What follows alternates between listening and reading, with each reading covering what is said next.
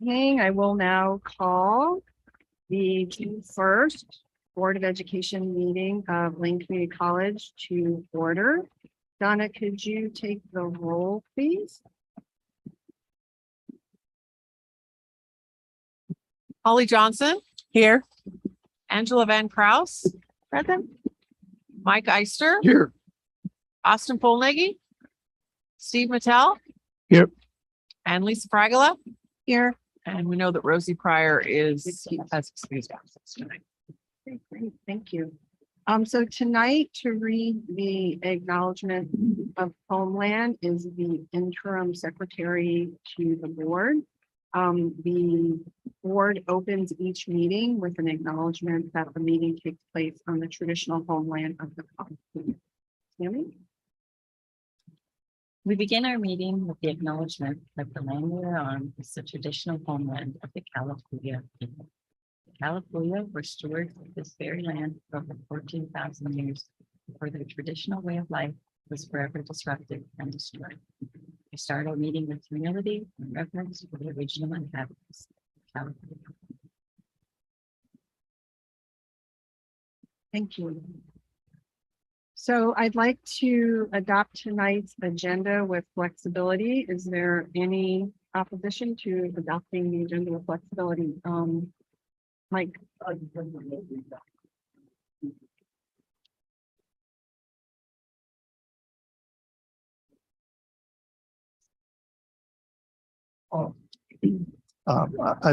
wanted to note that we have a number of speakers and that we may want to extend the total amount of time for speaking and reduce the amount of time per speaker.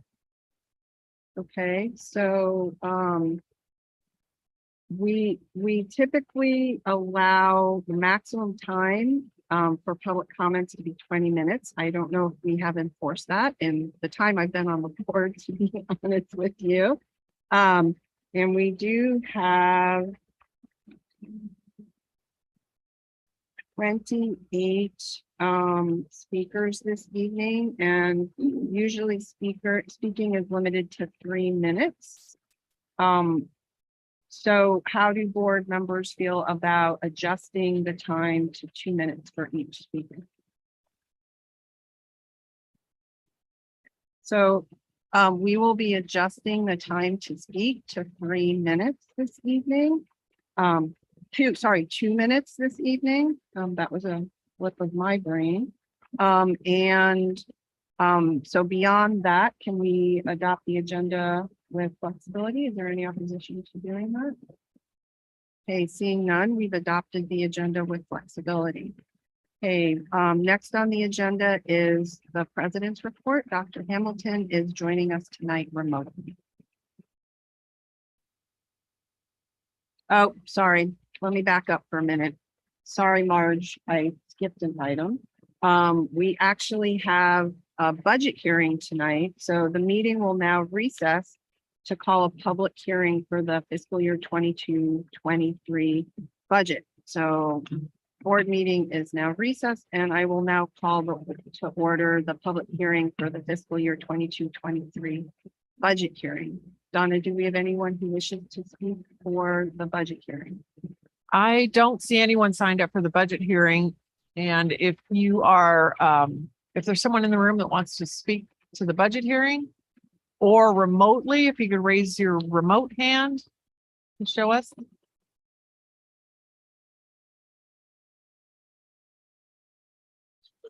We don't see anyone. Okay, so seeing no one speaking for the budget hearing, I'm now going to close the budget hearing for the fiscal year 22-23 budget, and I will now resume the June 1st board meeting of the Board of Education. Okay, Dr. Hamilton?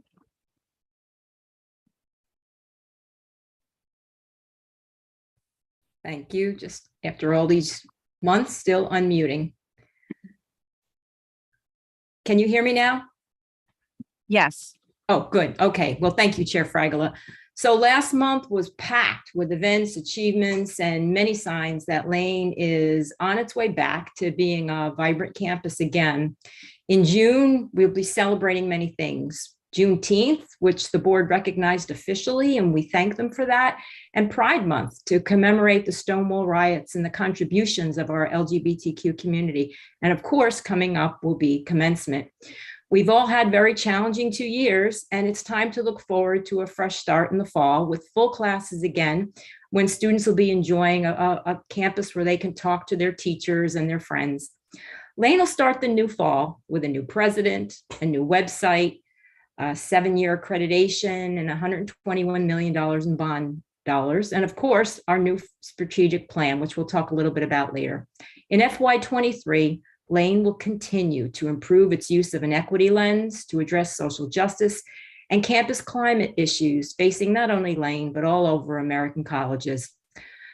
The work will be hard, but the students, the employees, and the community will definitely be better because of this work. In FY23, we're going to see more international students back on campus.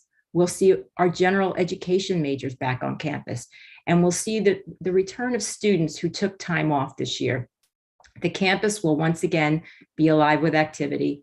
FY23 will bring back on-campus meetings. The new council structure will finally get to meet in person again. And as a result of the new recommendations, governance will be a more inclusive, transparent, and more effective system. Like accreditation, though, the work will continue, the work will be hard, and we will focus on review of policies and procedures, similar to what our board does every month. This past month, College Council completed their review of the strategic plan that was sent to the board by the Strategic Planning Steering Committee, along with recommended edits based on feedback received by the councils. The edits are very thoughtful. They're well vetted by the college's governance system, and I will encourage the board to review them and adopt them in July. Once adopted, I encourage the councils to work on a work plan for these over the next few years.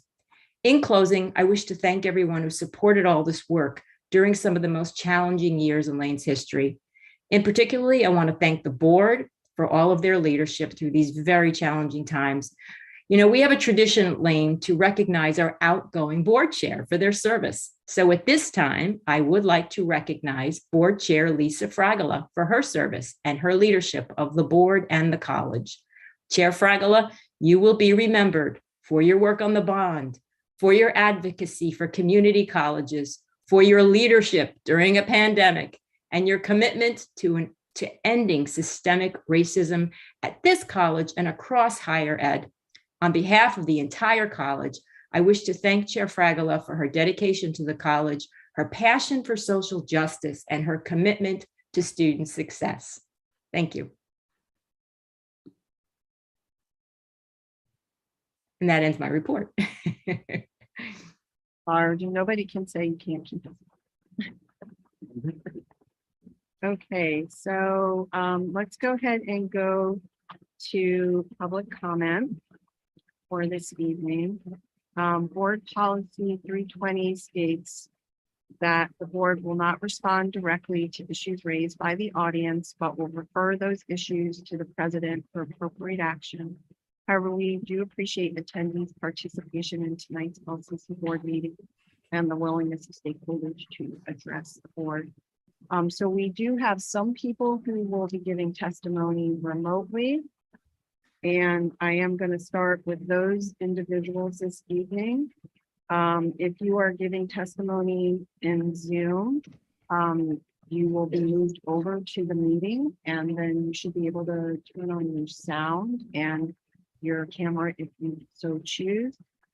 Please keep your comments to 2 minutes allotted to each speaker this evening.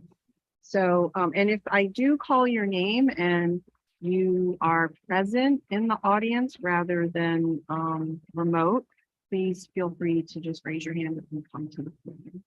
So first we have Lacey Johnson, followed by Gary Mort.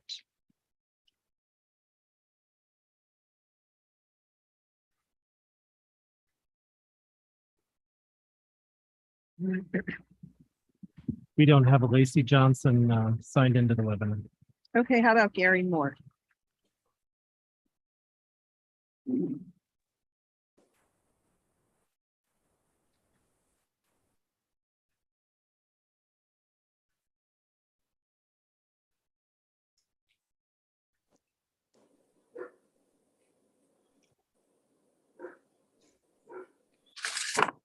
Good evening, Board of Education and President Hamilton. My name is Gary Mort. I'm a faculty member in the Science Division. I'm reading a story on behalf of a colleague.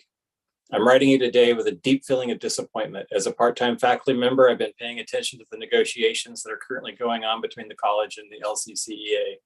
I attend college-wide meetings and participate very actively in my department. I've developed new courses, helped my faculty colleagues with new technology to improve our remote course delivery, and have made ongoing adjustments to everything I do in order to be able to deliver high-quality courses during the pandemic.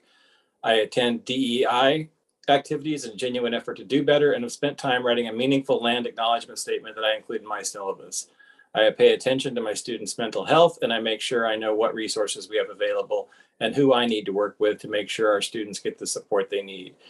During in-service, I heard the college tell us we were a family. What do I make of this? Sadly, it feels to me like part-time faculty are the family members that don't count. We contribute greatly to the work of this college, yet the college seems to feel it is not their problem that we can lose our job with only a few days' notice if a class gets cut. They can give us their words of thanks in public meetings, but won't address the inequities of our pay schedule.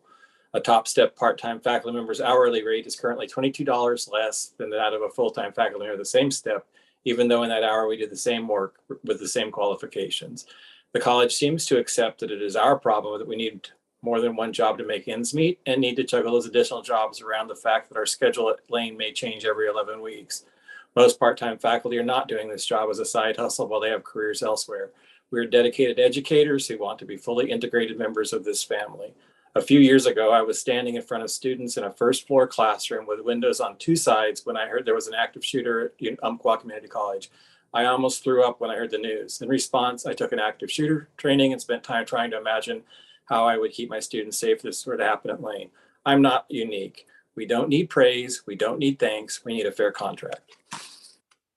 Thank you, Barry.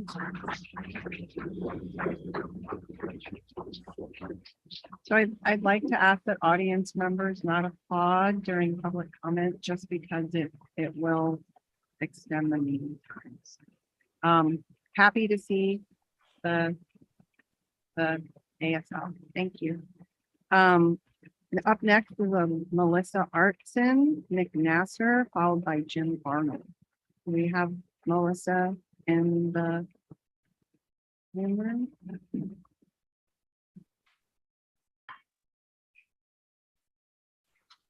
Welcome, Melissa. Thank you. Good evening to the Board of Education and President Hamilton. My name is Dr. Melissa Artstein McNasser. I'm a faculty member in the Social Science Division, and I'll be reading stories and quotes submitted by fellow LCC faculty.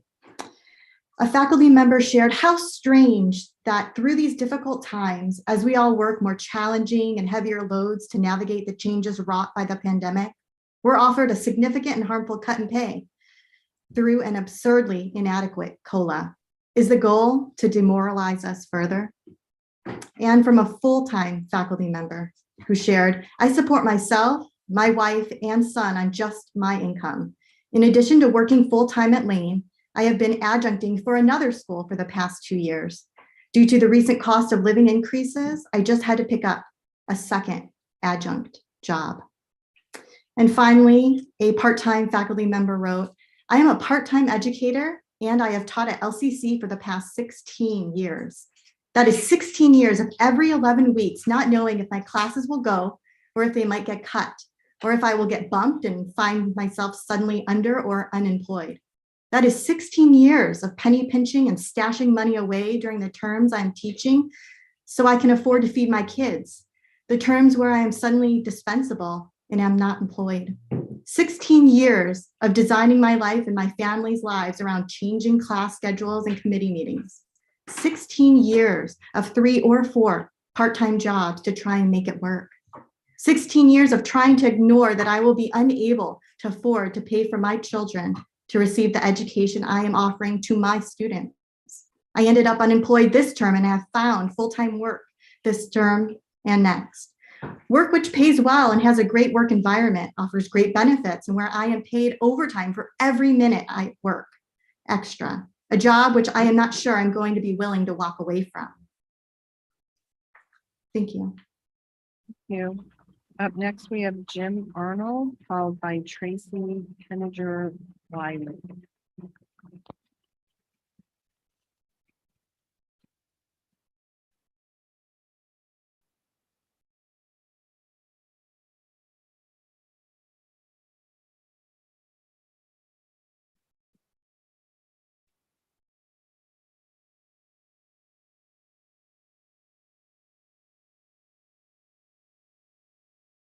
Okay, you gotta tell me when they're not there, Brett. Thank you. So Jim Arnold is not present. How about Tracy Henninger Wiley?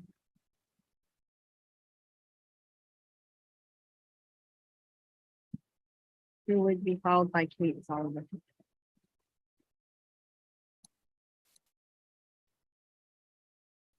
Hey, good evening, Board of Education and President Hamilton. My name is Tracy Henninger Willie, and I'm a faculty member in the English as a Second Language Division. I'm going to try to read my story and one other submitted by a colleague, but I don't know if I can do it in the 2 minutes, but I'll try. First, mine. Faculty have continually made sacrifices for the college, giving up days in our contract, switching to OEBB for our benefit package, taking furlough days during the pandemic. All of this was done with no less work done. In fact, during the pandemic, the faculty have been working longer days than ever as we've struggled to both teach and learn new technology and teaching techniques to move our classes to remote. As we go back to face-to-face, we're also struggling to learn to teach our classes remotely and in person at the same time. In my department, we've not seen the same drop in enrollment as some of the rest of the state has because of the dedication of our faculty, both part-time and full-time, to message and call students and make sure that students get the technology they need to be able to fully participate in class and learn valuable workplace skills. We're working hard and earning less as the price of gas, milk, and all basic necessities rise. Our part-time faculty see signs every day that claim they can make more money at a fast food restaurant than teaching almost a full load at Lane. We're losing our most talented faculty to other institutions and professions as they struggle to support their families. We're asking that LCC match the COLAs at our sister institutions with similar demographics and budgets. These are institutions such as Clackamas, which have offered their faculty 4.2% plus a 1.8% bonus for faculty and 7.4% for classified staff. Rogue has an annual cost of living adjustment that provides an average of community colleges across the state. This year, that average was 7%. Thank you. Hey, up next is Kate Sullivan, followed by Caroline Blunt.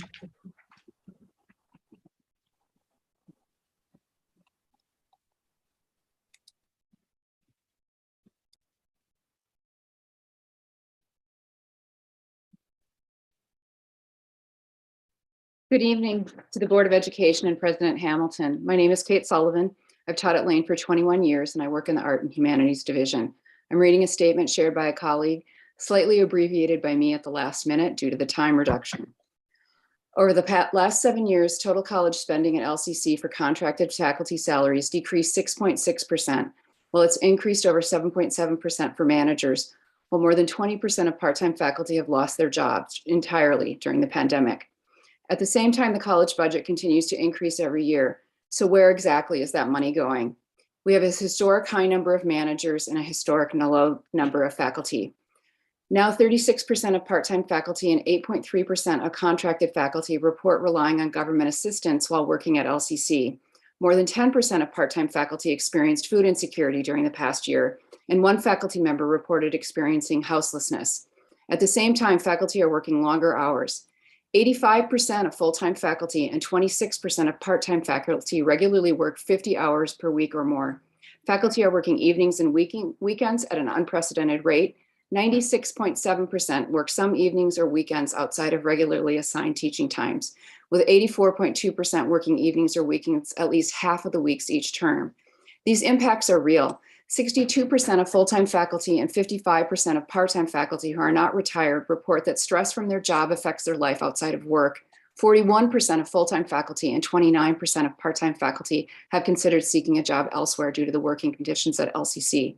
26% of full-time faculty work one or more jobs, and more than 8% have 2 other jobs.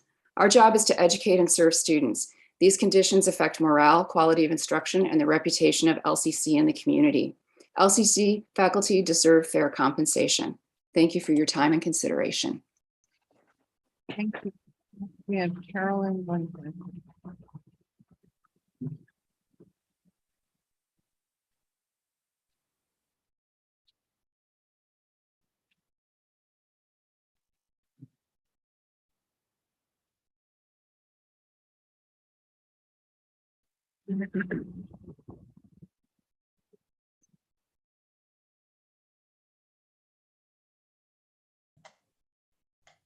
My name is Caroline Lundquist. I am a part-time faculty member in social science, and I was prepared for a 3-minute statement, so I will speak quickly. Why do we fall into the trap of thinking there is something wrong with us? Why, when within an inch of critical distance the truth is so obvious, our frustrations are the inevitable result of systems that were designed to fail us? The failure is inevitable, the gravitational force of systemic inequities that benefit the few at the expense of the many. It is not our failure, but you must understand why at some point, after too many months, terms, years, or decades, we feel that we cannot take it any longer. We feel compelled to stop trying, to give up, to leave, to quit, as if the failure was our own, as if we have no place in the institutions that enable the work we love, work that heals and enriches our communities and gives our life meaning. The pay of public employees is a matter of public record, so I know some things. I know that my work as a part-time faculty member is deemed to have a fraction of the value of the work of a mid-level manager here at LCC. I also know that blocks from my house is a restaurant that will pay me substantially more than I make for actual hours of labor worked than I receive at LCC. As economists remind us, people will by and large do what is most rational and requires the least resistance. Our college's budget has created a state of affairs in which it would be more rational for me to quit my job and work in a restaurant than it is for me to continue working here. Some terms, like those during which I had to scramble to redesign courses for online teaching, I was required to do so much unpaid labor that for actual hours worked, I made less than half of Oregon's minimum wage. And even then, as I gave everything I had to my work, at the expense of my own family and health, I felt like I was failing, like I wasn't capable of delivering the quality of instruction my students truly deserved. But it is not my failure, because I also have a PhD and numerous awards for teaching and research. I'm well published and well regarded by colleagues and, more importantly, by students. My story is no different from the stories of so many of my colleagues whose value as professionals far exceeds the compensation we receive. So why do we fall into the trap of thinking there's something wrong with us? Well, perhaps there is, but perhaps it is not what we think. For too long, we've failed to demand what we know we are worth. We continue to do more than is fair, to give and give and give in the form of unpaid and underpaid labor until there's nothing left, until we've exhausted ourselves too much to continue and burn out. I ask that my colleagues join me in recognizing and making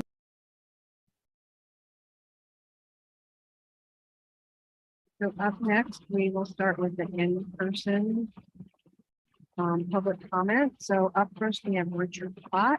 Please approach the podium to give public comment. And if you are following that person, if you can maybe please come up to one of the seats next to the podium so that you're on deck. So we've got Richard Plott followed by Wendy Simmons. I think you might need to turn that mic. Randy, is that mic on? Okay, that's all.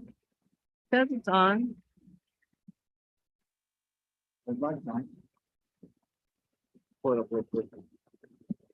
There. All right. Thank y'all very much for seeing me tonight. I wanted to share what a privilege it is to be able to serve Lane Community College for these last 2 years. But as y'all move to your next chapter, I will be moving to my next chapter. I'll be returning to university as an assistant vice president at Jarvis Christian University in my homeland of East Texas. It will be my second historically Black college and university to serve, my fifth minority serving institution. I wish you every success as Lane works to achieve Hispanic serving status with the federal government. How proud I am to have served under this board, President Hamilton, our cabinet, and our information technology and institutional effectiveness team. What a difficult time to serve.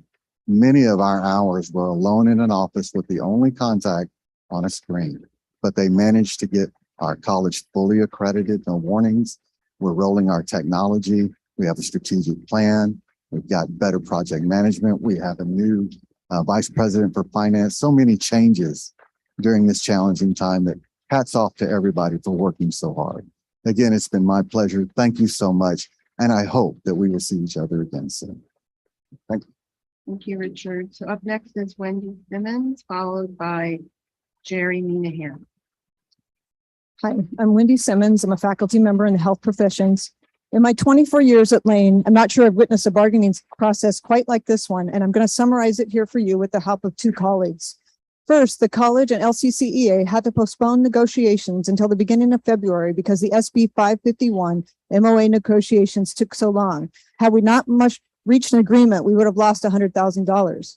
In February, it took 2 full meetings to agree on ground rules, something usually completed in 10 minutes because the college refused to provide basics such as a note taker and refused to meet for more than 1 hour at a time. And then the college indicated they had no proposals prepared. They agreed to meet again March 10th with complete proposals, but the college delayed yet again and said they wouldn't be ready until March 31. On March 31, our LCCA bargaining team met with the college to exchange initial proposals for the economic reopener for 2022 to 2024, which also provides that each party may bring up to 3 non-economic issues. Our bargaining team represented LCCEA data and a proposal. The college then met for a caucus and returned without enough time left to present their proposal, but sent it by email. Their proposal was 222 pages. You heard that correctly, 222 pages. I'm pretty sure that's a record. According to our contract, this economic reopener must be limited to economics like salary and up to 3 non-economic issues per party. Their proposal included approximately 14 non-economic issues, modified 29 of the 41 articles of our contract, modified or eliminated 13 MOAs, and appeared to produce a net reduction in total faculty compensation and benefits expenses. So we would like to ask you, is this bargaining in good faith? Just some of the examples in the college's proposal include making overloads mandatory for the majority of faculty, paying faculty for only a portion of those courses, resulting in salaries of 50 to 64% of normal for their course, removing class size limits and removing compensation for part-time faculty to complete required assessment activities. All of this would displace part-time faculty from work, resulting in substantial layoffs at a time when we have already lost 20% of part-time faculty and result in reduced numbers of full-time faculty in future years. Thank you. Thank you, Wendy. So up next is Jerry Minahan, followed by Ann McRail. Good evening, President Hamilton. Board, I'm continuing Wendy's statement. The college's proposal would not only have had detrimental effects on full and part-time faculty working conditions and jobs, but would have severely hindered our collective ability to serve students and keep highly qualified, dedicated faculty at LCC. Needless to say, faculty reacted to the college's proposal and I quote, shock, anger, outrage, disappointment, and feeling disrespected, overwhelmed, and abused. This is not only a record at LCC, it is likely the worst assault on any contract in the public sector in Oregon since the PECBA was passed in 1976, and your representatives presented it to the faculty here at Lane Community College. On April 21st, new proposals were suggested. The college's proposal made no movement towards many bargaining items. April 28th, the bargaining team of the college met again. And again, the college made no changes to their proposal other than to add 4 hours for part-time in-service compensation and increase curriculum development rate by $2 per hour. The college didn't even include making Juneteenth a paid holiday, even though you, the board, publicly directed the college to do so last June. On May 5th, the LCCEA bargaining team met with the college to exchange new proposals. We were shocked to hear the college took a step backward and presented a regressive proposal. The college admitted this was an error and reverted to their previous proposal, amounting to no change. And then the only movement they made that day was to increase the curriculum development rate by 50 cents. This actually represented a $0 increase from the college's proposal last week. To be clear, the college put nothing more on the table that day. So we would like to ask you, is this bargaining in good faith? Because our bargaining team promised to make a new proposal and is committed to good faith bargaining, they made some adjustments to their proposal, such as changes to language to make the definition of family more inclusive for the purpose of tuition waivers and leaves, made lower pay parity adjustments for part-time faculty and set the curriculum development rate at $32 and applied COLAs to ensure that that rate keeps up with inflation in future years. Thank you, Jerry. Up next is Ann McRail, followed by Marge. I'll continue Wendy's statement. Again, on May 12th, there was little movement in bargaining. The college's proposal provided only 1% toward pay parity for part-time faculty. Still no movement for faculty at the top of the salary schedules and continued to result in a net decrease in the value of compensation. There was no discussion about whether the college would add Indigenous Peoples Day. On May 17th, after the college had previously canceled bargaining, they reversed, asked for a meeting that day. While our bargaining team provided an updated proposal, the college did not. The college also made clear they did not agree to differential compensation for bilingual, multilingual skilled faculty. We ask one more time, is this bargaining in good faith? On May 26th, I attended the bargaining session. The LCCEA bargaining team anticipated an updated proposal from the college, and yet the college confirmed they had no such proposal. The college and the LCCEA have agreed that the college's own costing calculator is erroneous and overestimates costs. For example, it includes salaries in its calculations for 214 full-time faculty, even though there will be roughly only 196 next year, resulting in a $1.5 million overestimation of salaries. Part-time salaries are also overestimated by 1.5 million. The college promised to provide a corrected calculator weeks ago, but has not. The LCCEA bargaining team went on to record on the record stating that the college's delays amount to surface bargaining, an unfair labor practice. The college proposal does nothing to acknowledge the tremendous workload faculty have taken on during the pandemic to help students be successful. And so we ask you one final time, is this bargaining in good faith? Thank you. Thank you. So up next is Marge Holder, followed by Peggy Overstone. My name is Marge Helzer. I'm a full-time anthropology instructor. When I was hired in 2004, I left a research position at the university.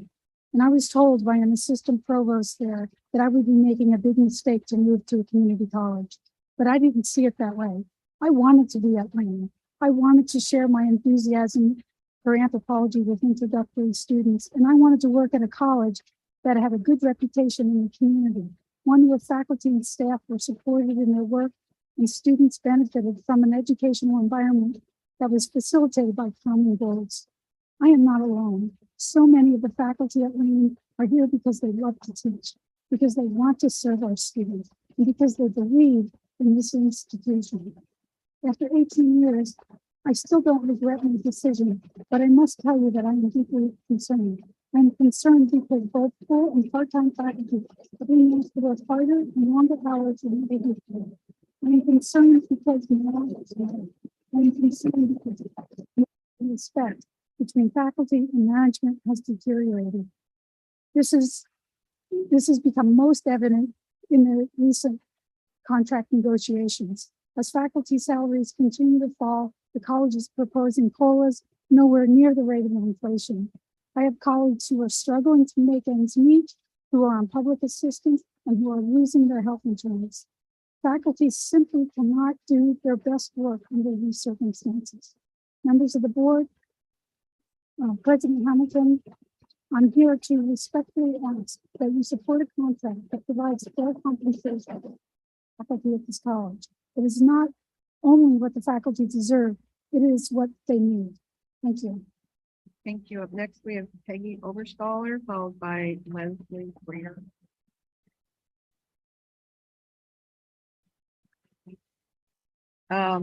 So up next is Stacy Kaiser, followed by Ari Bartley.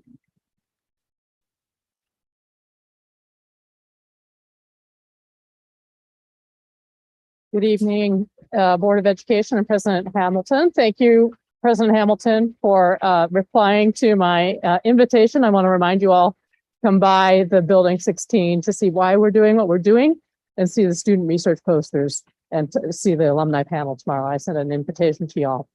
I'm a biology faculty in the Science, Math, and Engineering division, and I'm reading stories and quotes submitted by fellow LCC faculty. I'm going to abbreviate these.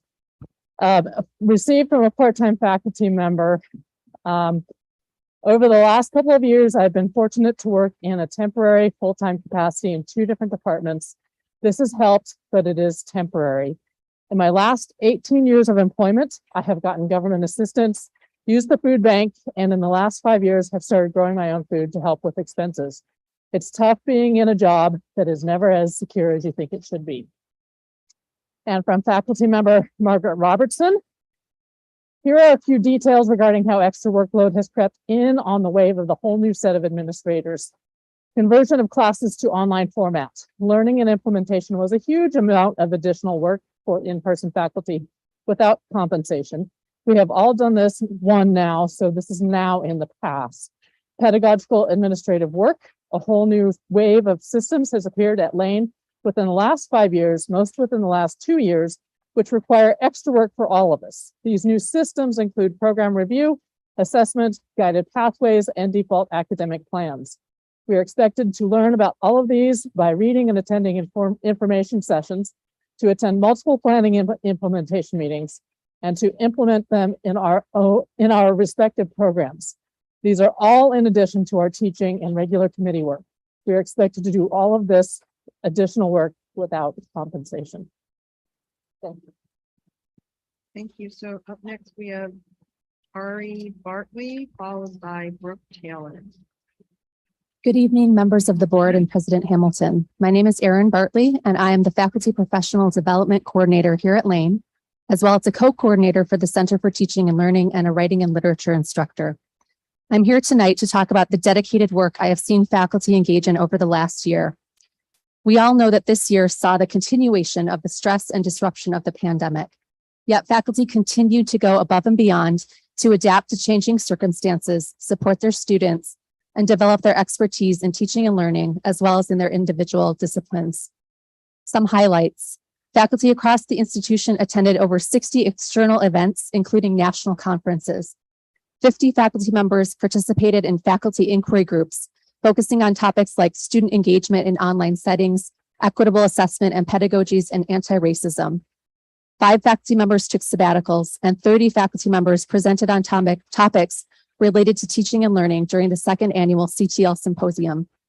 Over 125 faculty members attended talks, workshops, and discussions, as well as a community of practice focused on inclusive teaching and challenges to democracy. And finally, faculty worked with Lane's instructional designers to develop and improve their online classes continually. All of this professional development directly benefits our students.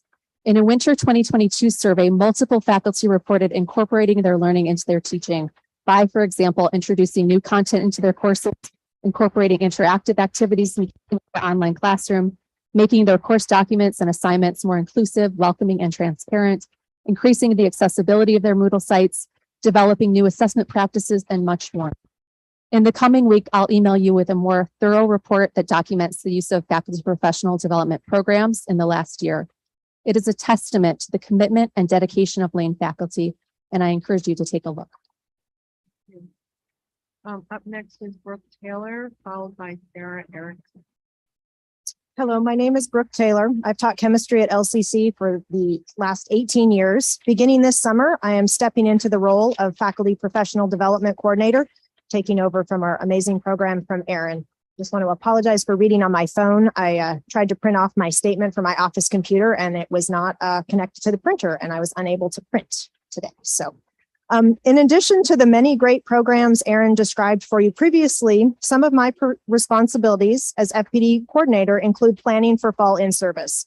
As FPD coordinator, I'm a member of the Faculty Connections Committee. Faculty Connections is a faculty-led orientation and mentorship program. It begins with a fall kickoff seminar in September, just prior to in-service. The seminar is a 1 or 2 day event, and for fall of 2020, Faculty Professional Development has provided funding for a 2-day event. Additionally, beginning this fall, FPD is supporting a new professional development and mentorship program in conjunction with Faculty Connections for new faculty participating in the Justice, Diversity, Equity, and Inclusion Faculty Fellowship Program. The planning of Faculty Connections and the Jedi Fellowship Mentoring Program requires the dates of fall in-service to be set and known prior to the end of spring term. As you know, this is the last week of classes and finals week begin next week. So I am here to urge the college to resolve the contract negotiations with the LCCEA promptly. Knowing the dates for in-service will allow the coordinators to do our jobs to put together the best programs for our faculty. We know faculty are planners. Event space needs to be reserved, catering arranged, guest speakers arranged, presentations prepared, materials developed, the list goes on. Faculty participating in the events need to know the dates to prepare to return to campus. Please resolve the contract negotiations promptly to support our work planning these vital events in September, as well as all of the reasons my colleagues tonight have shared with you. Thank you. Thank you. Up next is Sarah Erickson, followed by Kendra Rivera. Good evening to the Board of Education and President Hamilton. My name is Sarah Erickson. I'm a faculty member in the Science, Mathematics, and Engineering Division. It's been discouraging to me to see the college continue to resist the changes we faculty have said we need and that our union LCCEA has proposed.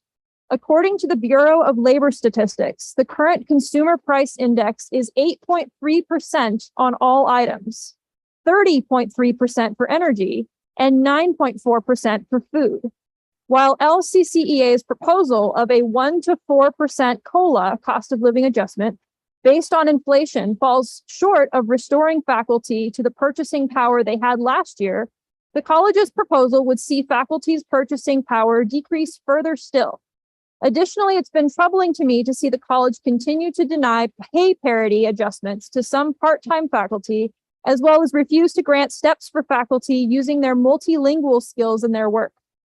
A part-time faculty member shared, I've been working at 3 different community colleges for over 2 years now, trying to make ends meet. I am also trying to pay off my student loans after finishing graduate school 12 years ago. I am participating in the Public Service Loan Forgiveness Program, where I have to work at least a combined average of 30 hours per week each year to qualify. And this really depends on how the human resources analyst does their calculations. After 10 years of payments, presumably my student loans will be forgiven. This is another reason I'm working at 3 different colleges. I thought that all the hard work I had done to earn my degree would be rewarded with a great career, but instead I found myself trapped in the part-time instructor cycle without many opportunities to find a full-time position in the area where I want to live. This feels like indentured servitude. Now, with the recent inflation in the costs of everything, including food and gasoline, my wages have been essentially reduced to a nearly non-livable level. I hope that LCC will find it worthwhile to support and compensate their full and part-time faculty fairly, since we are the workers who most directly accomplish the main mission of the college to educate students. Thank you. Up next is Kendra Rivera, followed by Paula Tony.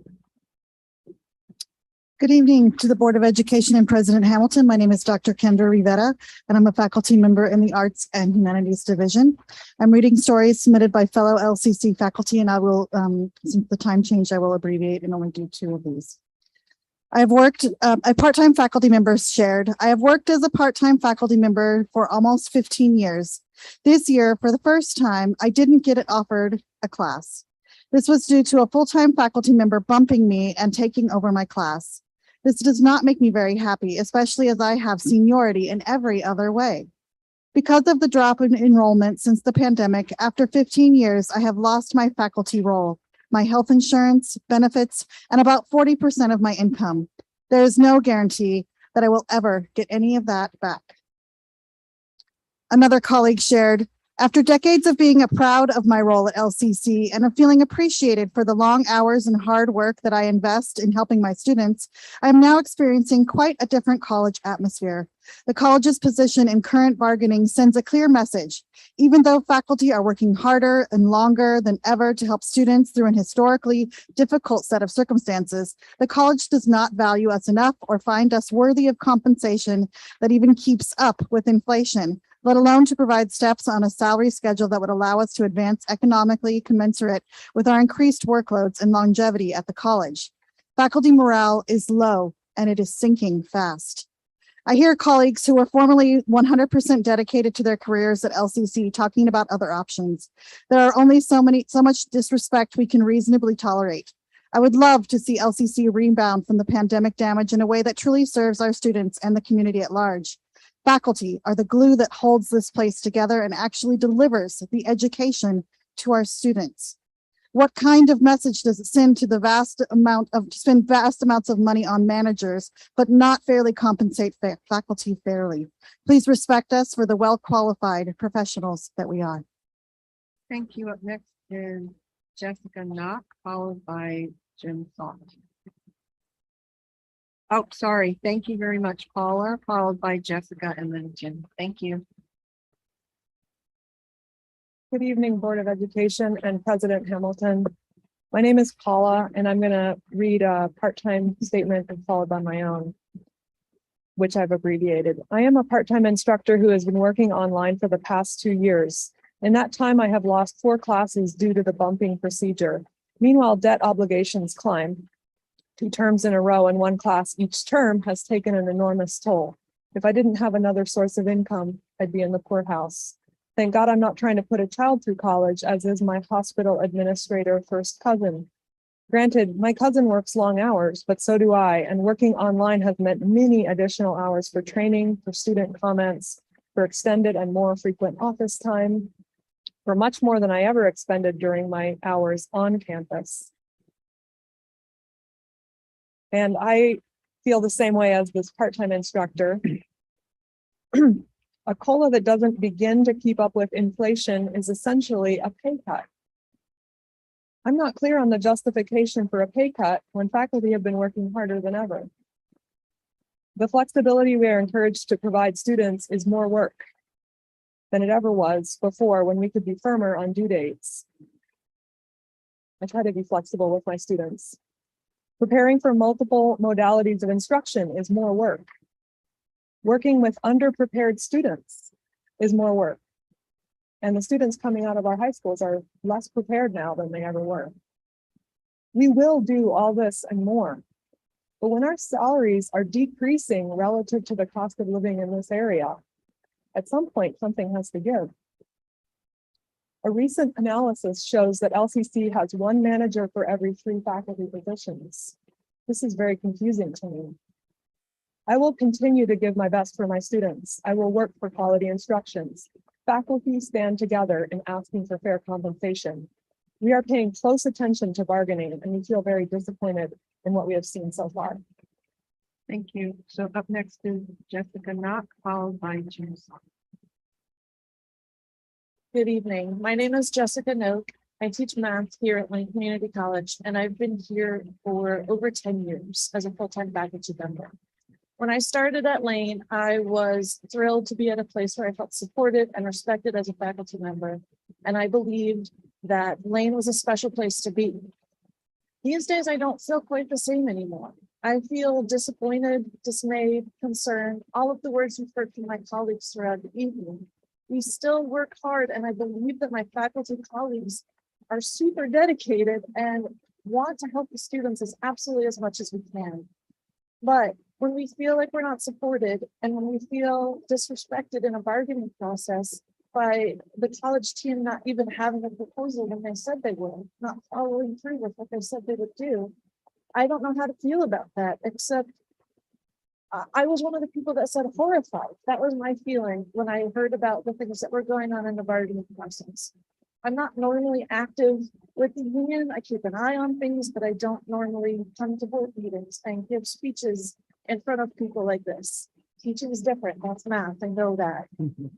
This has been a challenging time for all of us, and I recognize that. But I would love to see a return to the support and mutual respect that I feel we used to have. That's all. Thank you. Thank you. Up next is Jim Salt, followed by Barney Kumar. Good evening. My name is Jim Saltz, and I'm my 24th year here as a full-time sociology instructor. Like Marge Helter earlier, I also gave up a job as a professor at a university to come to school and to come to work here because this is where I wanted to work. The first thing I'd like to do is to acknowledge, unless I'm mistaken, that this is Marge's last meeting as president of our college, and I want to thank her for her work over the last 5 years. Some of the faculty in this room will remember a meeting at the beginning of the year of Margaret's first year, where she and I publicly committed to changing the relationship between the administration and the faculty after years of what we consider to be a very hostile administrative orientation to the faculty. And I want to thank Marge for living up to that and honestly and earnestly working to promote that relationship, as I believe we have as well as faculty. However, away from the work that Marge supervises, in the realms of grievances, in the realms of bargaining you're hearing about today, and in other faculty administration labor work, too often the stories that I'm hearing are worse than what we experienced 5 years ago. I wrote a novella, a short essay, actually. I'd like to call it a novella, in order to try to help people understand what was happening at the bargaining table in the past. And I can't imagine what that story would have to look like from what we're hearing and what you're hearing about tonight. Why is the administration not respecting the techniques that are available to us in order to eliminate or at least reduce the tensions between us? Use a government measure of inflation to control for the cost of living. Recognize that that's a component of modern economic life. Use the salary schedules and protect the salary schedules. Provide the steps as a matter of course year after year. Fix the problems within them. That's how we avoid the tensions that lead to meetings like this. It's not rocket science. These mechanisms are there. We simply need the commitment that Marge and I personally made 5 years ago. We need to see that commitment made and implemented here as we enter a new period with a new president coming into this college. I call on the board to direct the administration to negotiate with the faculty in good faith, respectfully, substantively, as well as indeed, and meet the demands of the faculty and support the faculty that are the backbone of this college. Thank you. Thank you. Up next is Bonnie Samoa, followed by Kathleen Lloyd. Good evening to the Board of Education and President Hamilton. My name is Bonnie Samoa, and I'm a faculty member in the Arts and Humanities. I'm reading a statement to share some history about faculty sacrifices and perspectives. Faculty at LCC have made sacrifices year after year for the good of the college. In the past 15 years, we've been repaid only 2 COLA adjustments that were 1.5% or more, and half steps of 1.875 added to the top of our schedules only 3 times in 15 years. LCC and LCCEA have not negotiated an economic agreement since 2019, and the cost of living adjustments have been only 1%, 1.25%, and 1.5% for the past 3 years, far below inflation, which we know is now almost at 7.5%, causing faculty salaries to fall further behind. Faculty gave up paid work days as furlough days in the last recession, and they are still not restored, and we do more work. In the meantime, all furlough days were restored to managers as paid days off on Fridays every summer, 11 of them, or 11 Fridays every summer, on top of 24 days of paid vacation time for a total of 7 weeks of paid vacation every year. Faculty have 0 paid vacation days. In addition to most federal holidays, most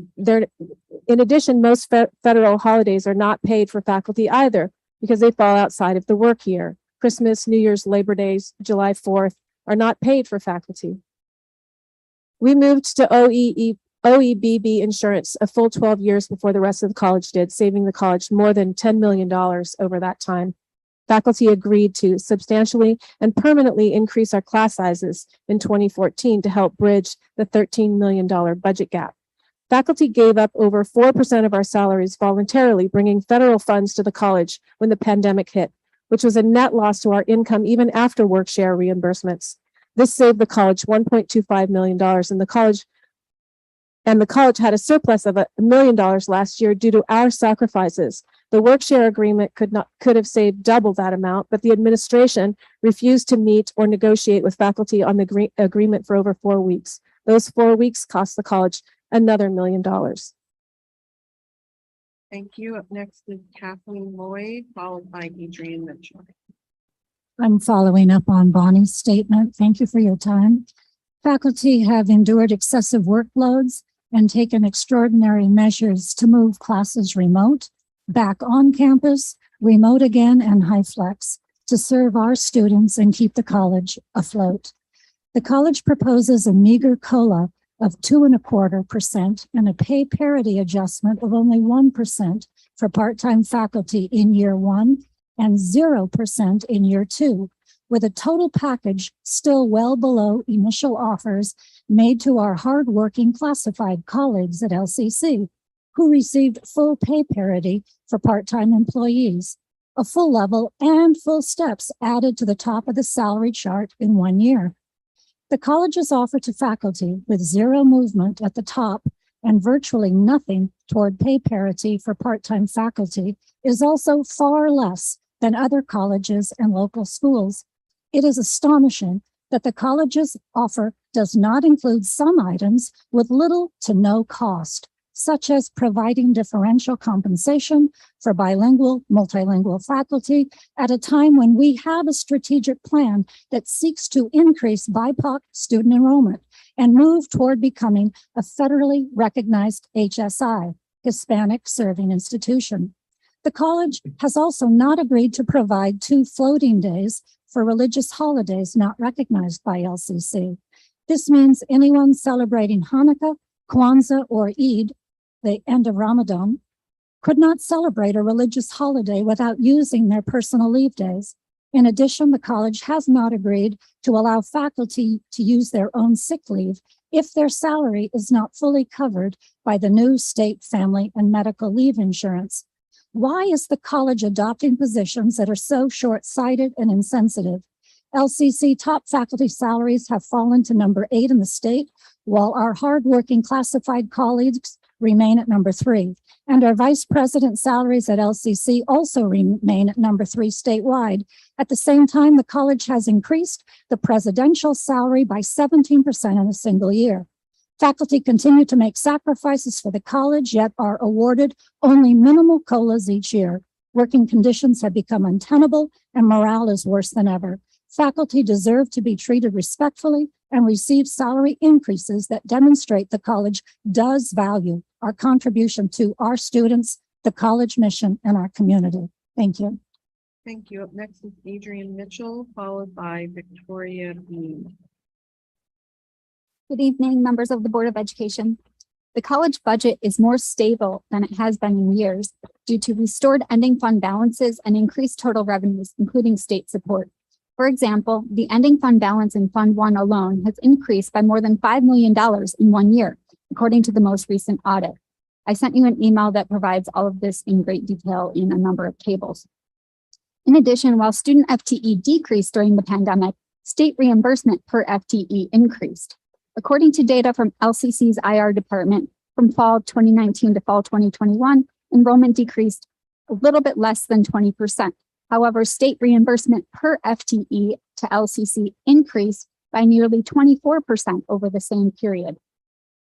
Furthermore, revenues are increasing substantially. State support is projected to jump from $37 million this year to $44.7 million next year, an increase of more than 20%. Property tax revenue is projected to increase by approximately $1 million, and total revenues are up $31.6 million, an increase of 15.8% from this year to next.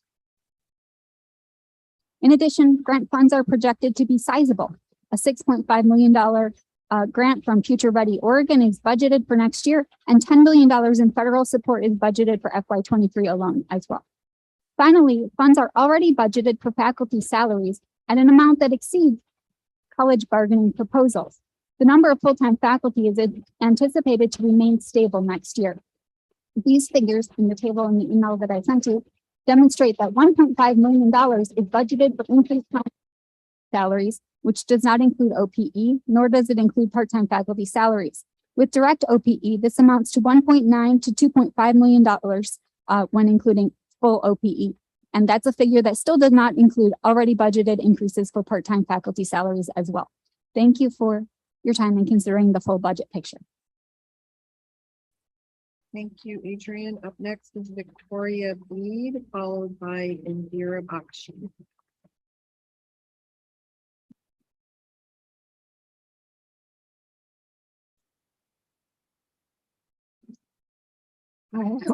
Sorry. Hi, I wanted to thank the board for letting me speak.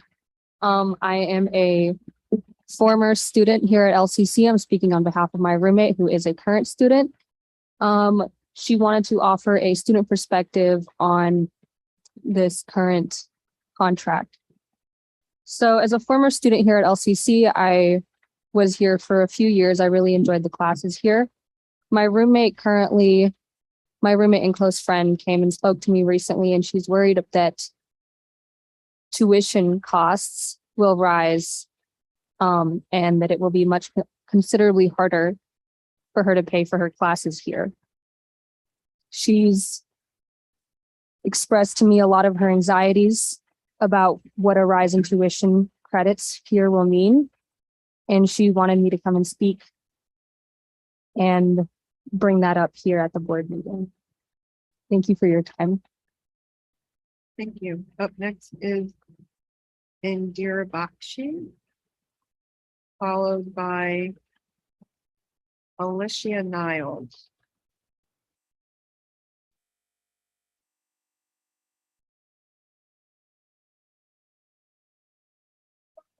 My name is Indira Bakshi, and I'm here representing ESL and ABSE. That's English as a Second Language and Adult Basic and Secondary Education. I'm here to speak out for thousands of students we have served. I'm very short. Thank you. At the Mary Spildey Downtown Center. Many of our colleagues are not able to join us tonight because they're teaching right now at Downtown Center to English as a Second Language students. On May 18th, we sent the board, every board member, an email asking you to slow down and suspend the negotiations that might be happening and base them on equity and justice and a sustainable future for Lane. Over 100 Lane employees from all over the college signed, and thank you all for that. We asked that all negotiations for the lease expansion and possible purchase of the Mary Spildey Downtown Center by the city pause until an inquiry of the stakeholders can complete a comprehensive needs and use assessment guided by Lane's Equity Lens Toolkit. The exclusionary and inequitable allocation of the downtown center is resulting in negative outcomes that are predictable by race, socioeconomic status, and home language, and points to an established pattern of discrimination. Last in fall of 2020, when we were asked to move our offices to the 4th floor, it felt like you all were saying black, brown, and poor, go to the 4th floor. And now it feels like maybe you're going to tell us black, brown, and poor out the door. These negotiations continue to exclude critical stakeholders and target our most diverse populations. It is nothing less than a betrayal of the purpose and stated mission of the college. We have 3 things that we're going to be working on with you over the next several meetings. Tonight, we're just going to talk about why the Mary Spildey Downtown Center is the only facility that can serve this student population. First is transportation. It connects students in Eugene, Springfield, and our rural communities throughout Lane County to their educational aspirations. These are schedules that allow students to take morning, afternoon, and evening classes. How many of you took the bus to get here tonight? Nobody. You had to take a car. Flexible course offerings that we have include night classes for working adults. It's a central location next to the library. It's affordable. And there are other things in the area that will support the learning. Universal design principles for students with disabilities. We had specialized tutoring spaces, testing spaces for the grants that are required for our accountability and assessment, technology resources, including computer labs and teaching technology to this population. The space that we have on the 4th floor.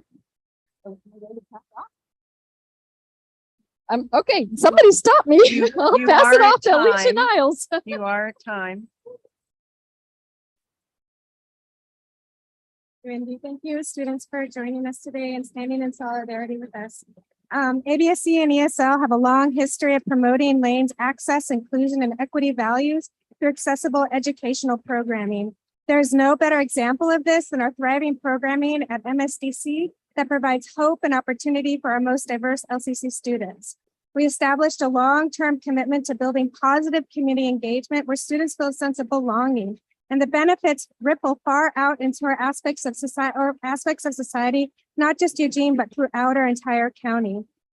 Our alternative spaces on the 4th floor has already limited our ability to perform critical functions in terms of universal design, testing, tutoring, student support services, a sense of belonging, and technology literacy. It also limits our ability to grow programming and present safety and accessibility issues. It is very clear, or we want to be very clear today, students who are not able to attend MSDC due to reduced classes or displacement of our downtown programming will not be able to continue their education. Main campus is not acceptable in multiple ways, and there are no alternatives to the community for our adult learners. Let's revisit our mission together. It feels like a good opportunity right now. Lane is the community's college. We provide quality, comprehensive, accessible, inclusive, learning-centered educational opportunities that promote equitable student success. Our mission must apply to all students equally. Accessibility, inclusion, and equity cannot grow out of a scarcity, zero-sum mindset. Whether we are negotiating for a fair bargain or making decisions about MSDC,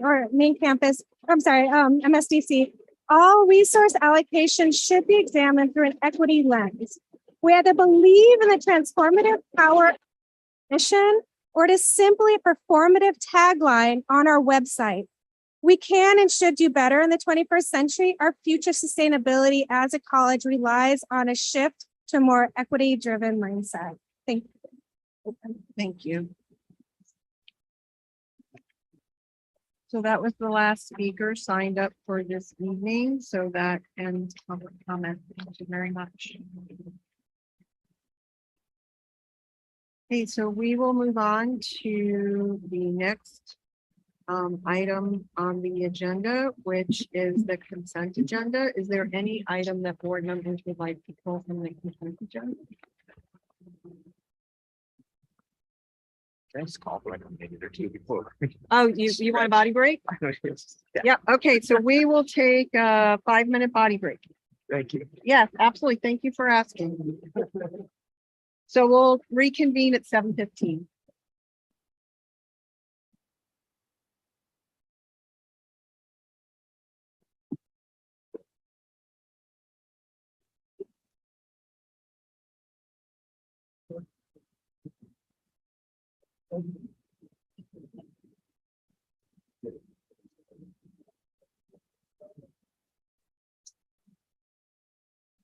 Thank you.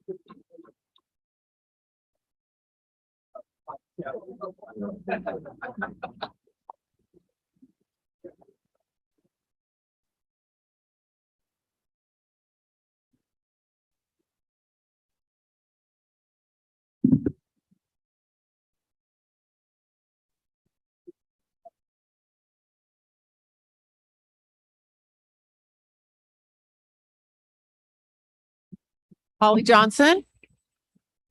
Here, yes. Angela Van Kraus. Yes. Mike Heister, Yes. Austin Folneggy, Yes. Steve Mattel, Yes. Lisa Fragala. Yes, that motion carries unanimously.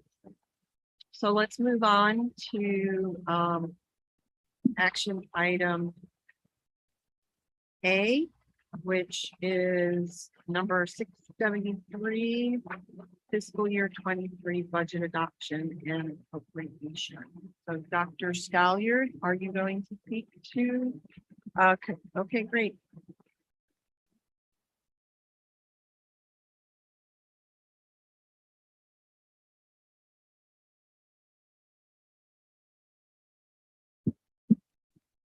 Hello. Last time I spoke, I was told I was super quiet. So I'm gonna try to be a little louder today. My name is Tatiana Baktina. I'm an interim director for budget and resource planning.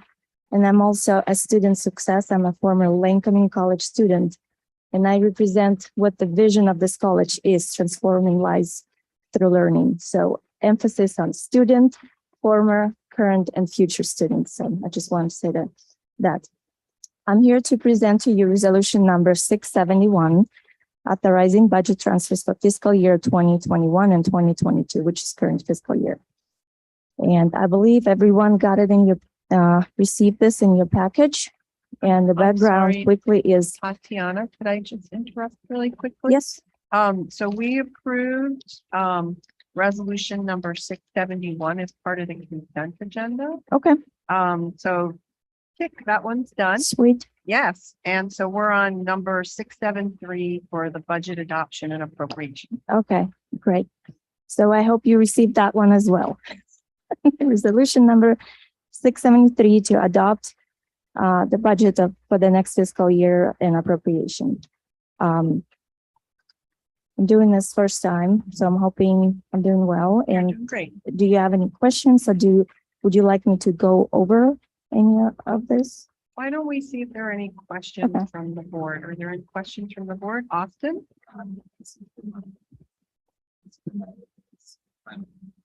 The rate of the permanent tax rate, 0.6191 per $1,000 set by.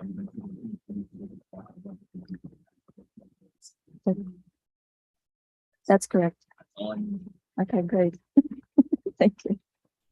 Anyone else? Mike Ister? This is more than just the tax rate that we're talking about. We're actually talking about improving the budget as well. Correct. So before voting on that, I'm wondering, we'd received a number of presentations about how we were going to balance the budget prior to your arrival, Dr. Steyer. And it's been a while since we've been updated on that. I'm wondering if anything has changed, enrollment projections, some of the other variables that we were planning to implement as part of the budget. If there have been significant changes or developments since a couple of months ago when we heard last from Zach about this. We'll go to Dr. Stalliard and then we'll also go to Marge, who might be able to address. Do you want me to speak first before? Yes, go Okay. ahead. Thank you for that question. Over the last several weeks, Tatiana and myself was looking at what we call the budget proposal when Zach was the AVP. Nothing has changed. The only thing we are focused on is student enrollment. The budget was built on a 2% in enrollment, and we are monitoring that so that I can report back to President Hamilton to let her know whether we have reached that goal or not. The other thing that I'm waiting for, and maybe I can ask Greg, is the state funding. The state committed to give us, I want to say 8.2% increase. And the word on the street is that might not happen. So I'm waiting for some type of official documentation to know exactly what we're going to receive from the state. And then we have to go back to the drawing board to make some adjustment. If you do receive the 8.2, then I don't have to go back to the board. We will square the way. The other thing we are monitoring very closely is hiring. The budget was also built on reducing the hiring. However, after I spoke to Paul have some needs, so we let a few of the no hiring requests went through, but we are monitoring that. There's always a cabinet meeting for discussion. If I'm not mistaken, we have a cabinet meeting Monday to also discuss hiring and continuing the freeze. But it can remain the same. What we are doing is monitoring. Any drastic change, I will advise the president so she can report back to the board. Great, thank you. Marge, did you want to speak to the enrollment question? Yeah, I think we're being optimistic right now. The 2% in a good way. The 2% was our enrollment target, and so far all the indicators are looking up. So that's positive. The state revenue, on the other hand, is not positive because we were down so much for the past 2 years, more than most of our colleagues. So I'm fairly confident we're going to take a hit. And that's, and Dr. Steyer mentioned 8.2%. I would imagine we're going to take a hit. It'll be a little lower. We'll have to do some adjusting on that one. Thank you. Any other questions?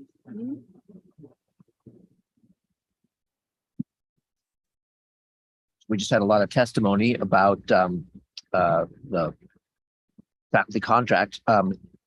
Without making any guesses as to how that will land, let's just say that after this budget is passed, some kind of an agreement is reached that requires an adjustment to the budget. Can you just explain how that process would work? Well, I know President Hamilton has scheduled an executive session to discuss that. So can I hold my comment until the executive session or no? That would actually be appropriate. And we can confer with Michael Blade if we have him here. I'm here. Oh, understand the process, yeah. Correct. Okay, Well, tonight, when you approve the budget, the one issue that is still outstanding in the budget is the faculty compensation. And I won't know what the impact on the college is until we negotiate and have a final outcome. I can tell you, just based on my review this afternoon with the director of budget, things look tight. You know, things look tight. I can go in more detail, but I prefer to go in detail in the executive session. He's asking what the process would be to change the budget. Okay. Okay. I apologize. So let's say we settle the contract. I and Tatiana will have to look at it and make adjustment and come back to the board and ask the board for modification. I thought you was looking for detail, I apologize. Yes. We will come back to the board, share with the board, let the board approve the adjustment. I thought you're looking for the detail about the negotiation. Okay, thanks. I thought he asked the same. Sorry for that. Any other questions? Mike?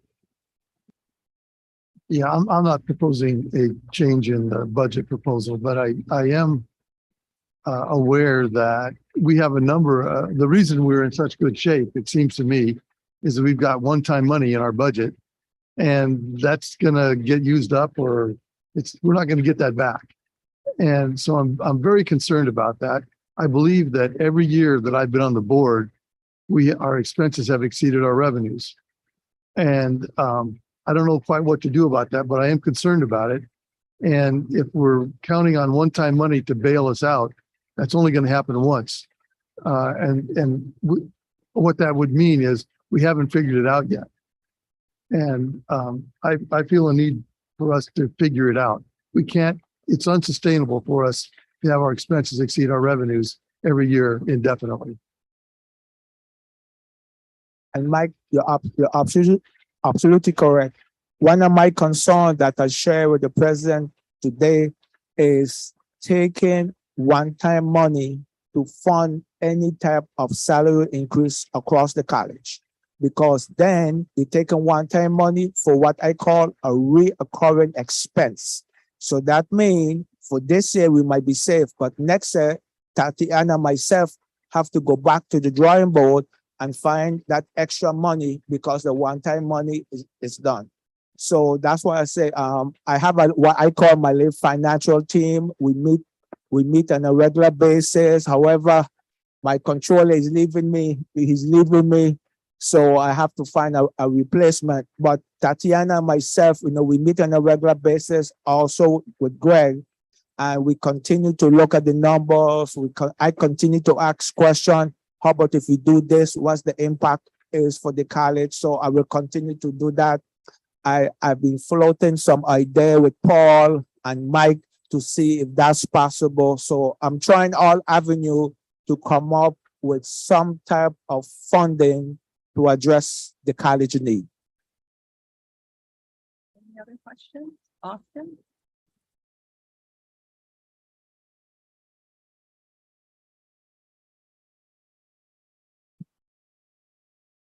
Is there a second? I'll second. Okay, so moved by Austin, seconded by Steve. Austin, did you want to speak to your motion?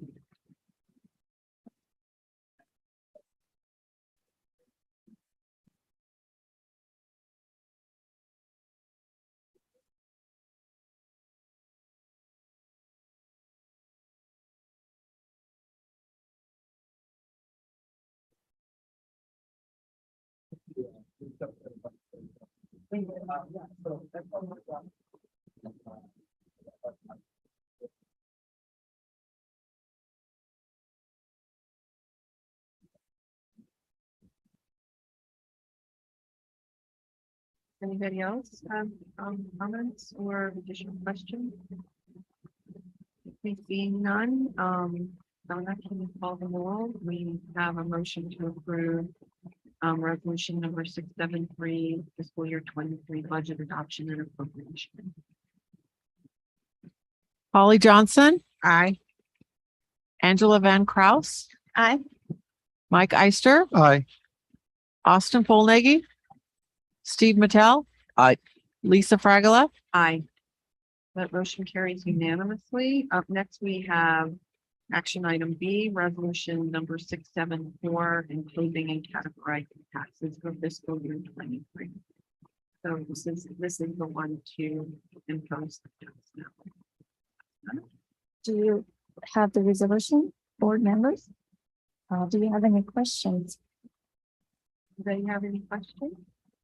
Okay, seeing none, is there a motion? I move to adopt resolution number 674 and imposing and taxes for 2022. Second? Second. Okay, moved by Austin, seconded by Angela. Austin, did you want to speak to that?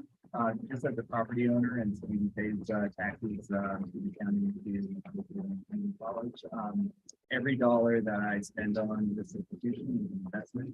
And I believe that many people in our community see it that way. So yeah, it's my honor to impose this back on myself. Anybody else? Okay, so we have a motion on the table to approve resolution number 674, imposing and categorizing taxes for fiscal year 23. Donna, can you call the roll, please? Holly Johnson. Aye. Angela Van Kraus. Aye. Mike Ister. Aye. Austin Polnaghy. Aye. Steve Mattel. Aye. Lisa Fragala. Aye. That motion carries unanimously, so.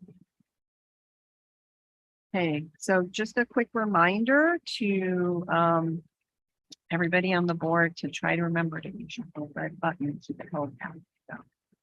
So that the people in the viewing public and our remote staff can also hear. So up next, we have action item C, PERS obligation bonds. Thank you. Thank you very much.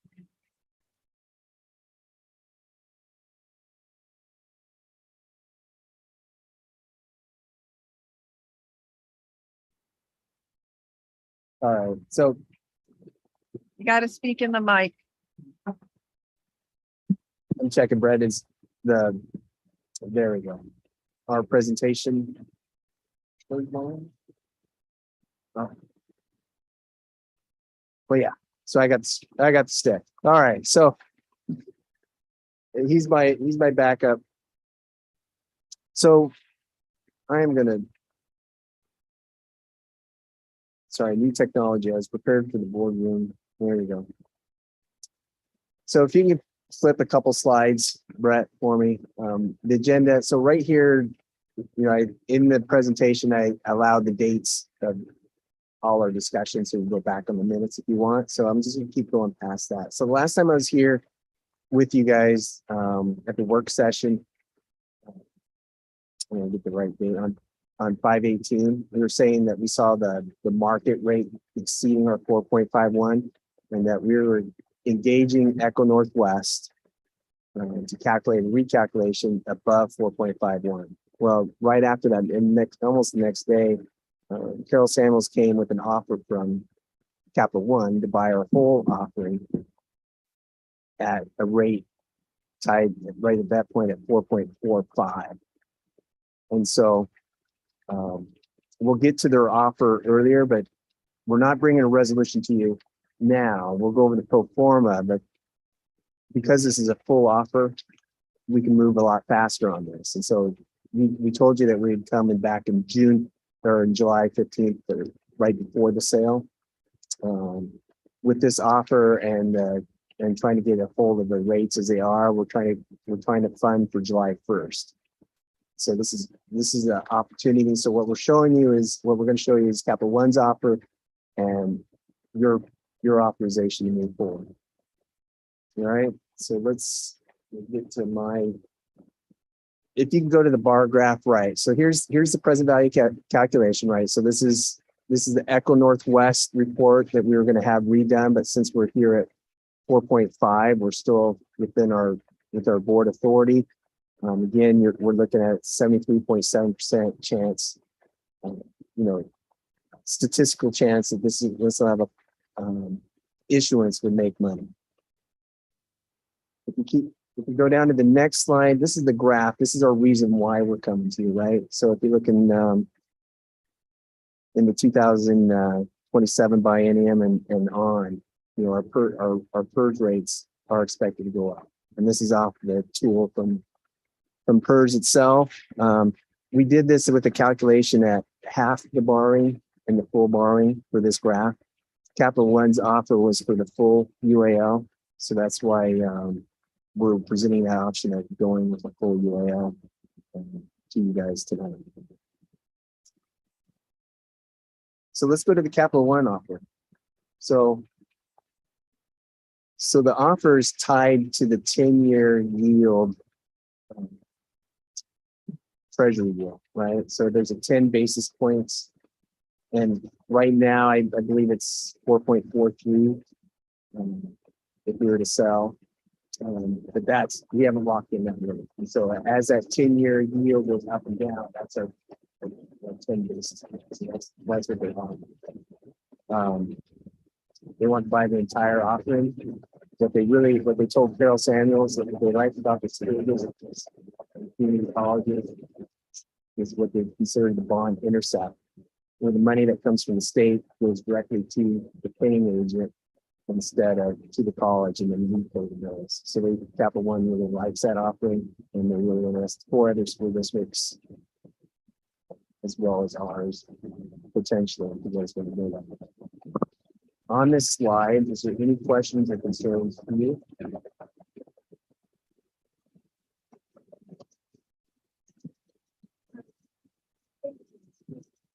Pretty exciting. It seems like it's going to make this a lot more feasible, but I don't think that I fully understand the rate holding firm on the 10-year treasury stays within 10 basis points. Is that for the initial purchase or is that for the duration of the valuation bond?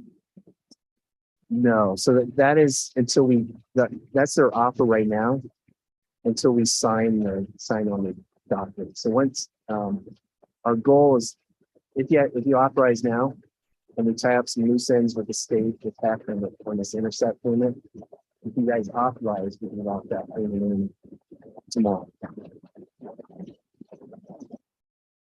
On that note, I make a motion to approve the recommendation that Capital One Bank purchases the entire pension bond issue at a rate of 4.45%, not to exceed 4.51%. Is there a second? Okay, so moved by Austin, seconded by Angela. Austin, did you want to speak to that? I'll just say what's in your wallet. So I know that other districts are also pursuing the bond. You mentioned something about school districts also. Capital One's interested in it. Is that the case with the other school districts that we're working with? Or we worked with them with the Eco Northwest stuff, right? Yeah, we joined with 15 other districts, and there was a school district, we can't, because they get different payments, we can't be part of their pool. Because we can join the other community colleges because we get paid per pack, and the K-12 payment is a different funding source. Quick follow-up question. And are they going to be the holders of it throughout the term of the bond, or can that be like can that sold off to a different organization, company? That's a good question. That didn't arise, so I don't. It's not a. Yeah, I mean, at the end of the day, it shouldn't matter, but that was just. It is just more saving. curiosity. It is saving because they're buying the whole offering. You know, last time we talked about having to do a preliminary offering statement, and I'd have to send that the final draft to the board. That's off the table. And so that saves about staff time, about 20 hours of work, as well as it reduces some of the underwriting fees. So this isn't an underwriting, this is an actual purchase from a bank. So there's some savings. It's still, it's an offering that's sizable. So I mean, the fees are very low, a lot less than having to go out to the public market and sell. Understood. Thank you. Okay, Mike followed by Angela. Okay, good. Here we go.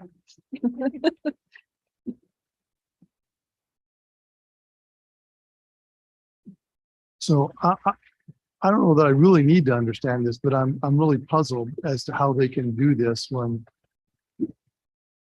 the actual interest rate is likely to be over 4.51 for them. I understand that there might be some margin because of they're assured to get paid because it's coming from the state or whatever.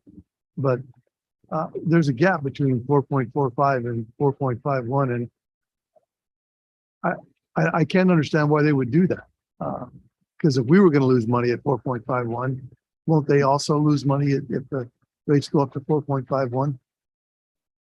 Well, I think that's why they're tying it to the yield. And honestly, I finance, that's not my expertise. So I'm sure that reduces their risk portfolio, and they're doing cash flow analysis. I mean, we got Tom's bonds invested in T-bills that are, maybe 20 basis points right now. So it's just because we can't hold it all into the LGIP. So I mean, some of it is just we need that cash flow. So I'm not sure on Capital One's requirements. Go back to the next slide. Did you use the microphone? Oh, I'm sorry. Brett, go back to the previous slide for me. The one that showed Capital One. If you don't mind.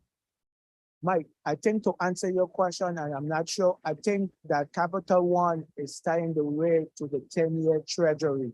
So as long that remain constant, I think they feel comfortable. The other thing Carol shared with us is that they like the idea of the intercept, that they are getting the money directly from the state and we take care of the bill. So maybe I can ask Carol to provide a little more detail, but I think the 10 years treasury is what is the key for them also.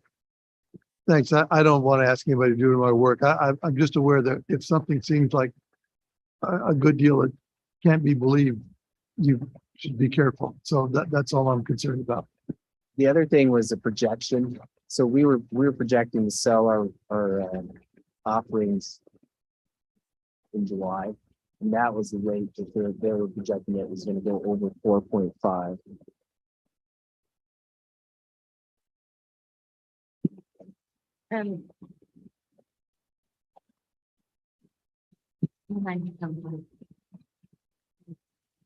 Oh, so nothing else changes about the right apart, like the purchaser doesn't change anything else about what we need to do in terms of how we handle the community. We have to have a cash over, right, in terms of fluctuations in the market. Like Capital One is not often expected. This is going to be really clear with your replacement, like work papers and so forth, so that we're very clear on what we need to do to be successful. Well, the one good thing for us is that we have a bond council And the bank council is taking the lead to make sure that the college is protected. And also, once we get the paperwork, I think tomorrow, I'm going to look for Mike Blake to ask him to take a glance of it to make sure he don't see anything that is concerning to him. But I think as long we have our band council taking the lead, looking at the paperwork and stuff, I think the college will be okay.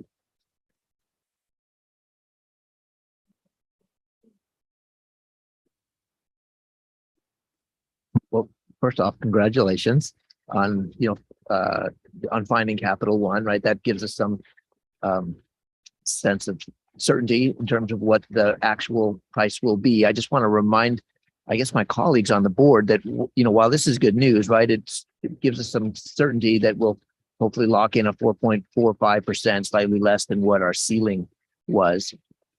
We received a big chunk of money, and then we go and invest it in the market, and we have to make over 4.45% in order to have any money at all to pay down our PERS bills, right? So how many of us feel confident that over the next 20 years, we're going to earn 4.45% plus some on whatever we have in our own investment accounts, right? That's the question that we're ultimately faced with.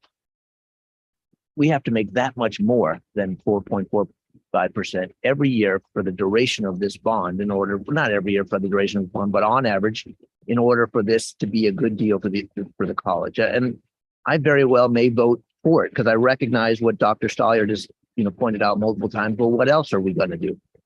I get that. Of course, if we're not going to do anything else if this goes sour, right? Because then we will have put all of our chips on the table. We won't have any left to play with.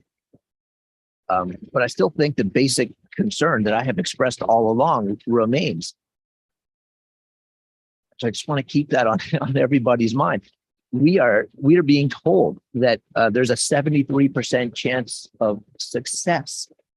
That's not all that much better than flipping a coin. Who here is willing to flip a coin to determine the success of this huge financial obligation that'll hang over this institution for years and years to come? And that's not to point blame at anybody or not, but just to remind ourselves of the heaviness of the decision that we have before, which is not to be made. That so, anyways, that's just a commentary, just to remind myself and to remind my fellow board members what the real issue for us is. And my question is, if we proceed tonight, we still have not obligated ourselves in any kind of permanent way. It's just to move forward with paperwork. It doesn't obligate you to sell those bonds at 4.5%. It obligates us to make one more step closer to the precipice. No. So what's coming to you before is you guys authorize us tonight. We'll sign the offer sheet hopefully tomorrow and fund by July 1st. So you guys say go, we sign the offer sheet and you try to lock in that rate, and it's a go. So I have a port for it. Let's go over the changes in the timeline. First of all, let's go over this slide. So this is the sensitivity slide, Steve. I think you asked for July 15th. This is updated. This is as of March 28th analysis. But on row 3 there, or column 3 there, that is if we had sold our bonds and invested in the market in 2007, right before that 28% downturn, right? And so they modeled for us all the way through, and then they use 6.9% for the remainder of the years. So we still have some few times there that's assumed. And even then, at that point, if you look down, the present value would have been a positive 800,000. So that gives me a little more confidence. But you're right. Once we do this, I'll definitely be following PERS. The PERS investing every quarter. This community, because it'll be the 7 of us, right, that make this fateful decision. But I mean, if you look at the OIC, right, there's the Oregon Investment Council on the PERS, the biggest piece is the timing of the losses, right? So, I mean, over 20 years, the OIC has a 50-year track record of earning 10%, right? But that doesn't include the downturn. Again, timing matters. right? So if you have a downturn, it's hard to recover from 20 years because we're over the 20 years, we're funding, we're getting a rate credit, which is decided on every year. Yeah, just my final comment is that's the one thing that's giving me some confidence that maybe our timing is just better than we've got some luck working our way lately because we just had a 30% downturn. So luckily we didn't invest this in December. We would be in a hell of a situation right now if we had, and so then there's folks that say, well, I guess, and that's the kind of thinking that we're engaging in right now on behalf of this institution. So this is a sensitivity analysis of this, and this is what we would have talked more in July 15th, right? But we would have brought more of an analysis of sensitivity to the market in that. If we go to the next slide, I think is the timeline, the pro forma timeline. So the first bullet point is the actuary analysis. We actually got that this morning. Dr. Stalliard and I had a half an hour meeting with Carol Samuels and the analyst to go over the report. The UAL is up a little bit higher. It's at 69 million. So our borrowing will be at 69 million. That is if we can fund by July 1st.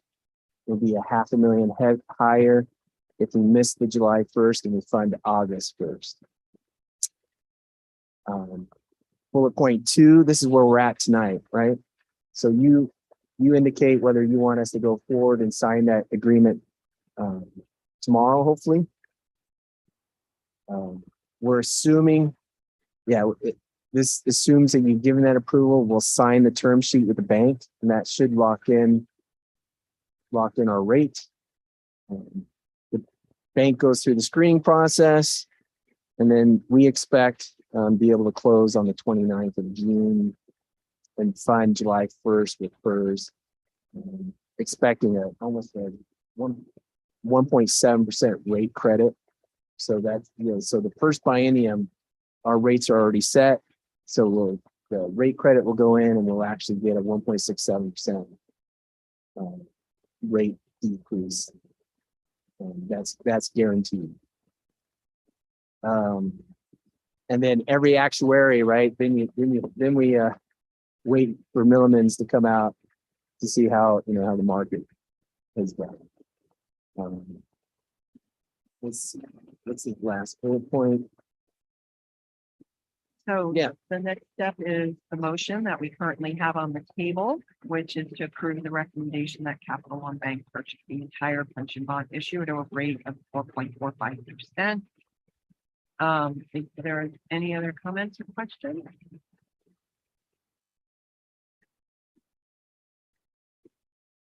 Okay, so we're going to call questions. Call the whole thing. Polly Johnson. Aye. Angela Van Kraus. Aye. Mike Eister. Aye. Austin Polnaghy. Aye. Steve Mattel. Nay.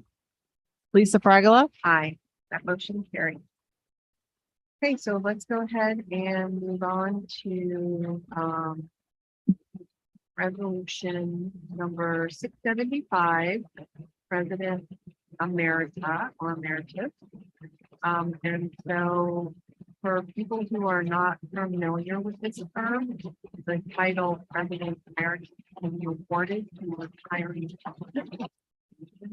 or it's an honorary designation. Former presidents who've served the institution with honor and success and have contributed to the institution in other capacities for an extended period of time. And so you have a resolution in your board packet that I am making the recommendation to award this honorary title to Dr. Margaret Hamilton, and I believe we have a motion. Thank you. I move approval of resolution number 675, conferral of the status of President Emeritus to Dr. Margaret Hamilton. Is there? I will second. Yeah, let's Okay, get so- Marge a library card. So we have a dual seconding there. Angela, would you care to speak to your motion? I mean, I could go on all night about what March has brought to the college. So I'll keep my comments brief and simply say that your service has been deeply appreciated and hope you won't be a stranger. Is there anyone else who would like to speak to the motion? Steve? Well, I will. I just think it's such a nice gesture. Thank you so much to Lisa for thinking of it and bringing it to our attention. And we absolutely want to do every single thing we can possibly think to do to keep Marge, near and dear, right? Your wisdom, your counsel is valuable to us. Your good spirits are a cheer to, to everybody who meets you. It behooves us to keep you as close and to show you our appreciation. And I would also like to say that, even though this is Marge's last board meeting, we still do have a work session left with her, and, we will have the time to appreciate her more at that time as well. Any, Austin? Yeah, thank you so much for your service, and I'll see you at the next foundation event. President Hamilton, thank you. Okay, so not seeing any additional hands. We have a motion on the floor to award Dr. Margaret Hamilton the title of President Emeritus. Donna, can you call the roll, please? Holly Johnson, Aye. Angela Van Kraus, Aye. Mike Eister, Aye. Austin Polnaghy, Yes. Steve Mattel. Aye. Lisa Fragala. Aye. That motion carries unanimously, and very honored to award that to you, Dr. Hamilton. So moving on to action item E, resolution number 676, distinguished alumni. Marge, did you want to speak to that? Yes, thank you. This one's just so easy. We've been through so much. And Senator Manning has been such a friend of the college the whole time, such a supporter of our students, of our veterans. He's just come to so many of our events, and it's a pleasure to have him be our keynote speaker. And he absolutely is so deserving of being a distinguished alum. What made this extra special, I don't think you all know this, but the actual day of our commencement ceremony is the day his late wife passed away a year ago. And presenting this is just such an honor to him. But we're going to go one step further. LaWanda Manning is also an alum, and we're going to, I'd like to award her, with your approval and support, a distinguished alum posthumously. So I just think this is just a wonderful gesture to thank him for all his support and LaWanda's support. Is there a motion? I'd like to make a motion. I'd like to make a motion to approve resolution number 676, distinguished alumni for Senator Manning and his late wife, Wanda Manning. So moved by Holly and seconded by Austin. Holly, did you want to speak to that motion? No, just to say that Senator Manning has been a great asset to this community, as well as his wife was when she was here, and did great service with our students. So well deserved. Thank you. Anyone else? Okay, so with motion to number 676 on the table. Donna, can you call the roll, please? Holly Johnson, Yes. Angela Van Kraus, Aye. Mike Eister, Aye. Austin Polnaghy, Yes. Steve Mattel. Aye. Lisa Fragala. Aye, that motion carries unanimously, and I hope that board members can be in attendance for commencement when Senator Manning will speaker and will receive the award. So let's move on to discussion item, specialized support services, review and discussion. So this is F3, which has come up in previous board meetings.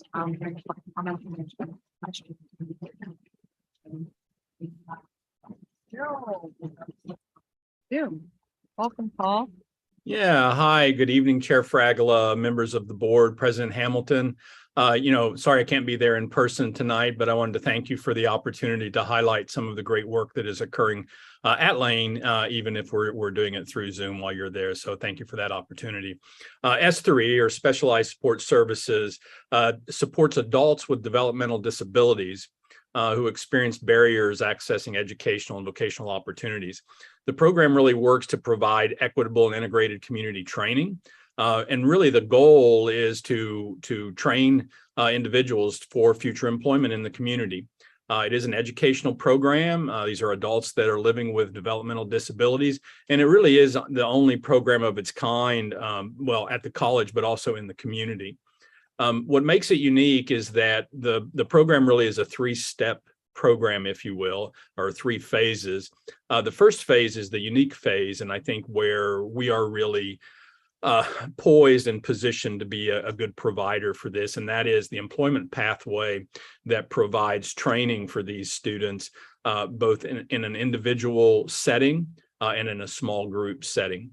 Once individuals these students have received that training and our employees feel that they're ready to move out, we have a job development program as well, where students that have mastered the technical interpersonal skills move from this on-campus work to work in the community. And at Lane, we employ several S3 individuals as well to do a lot of our work.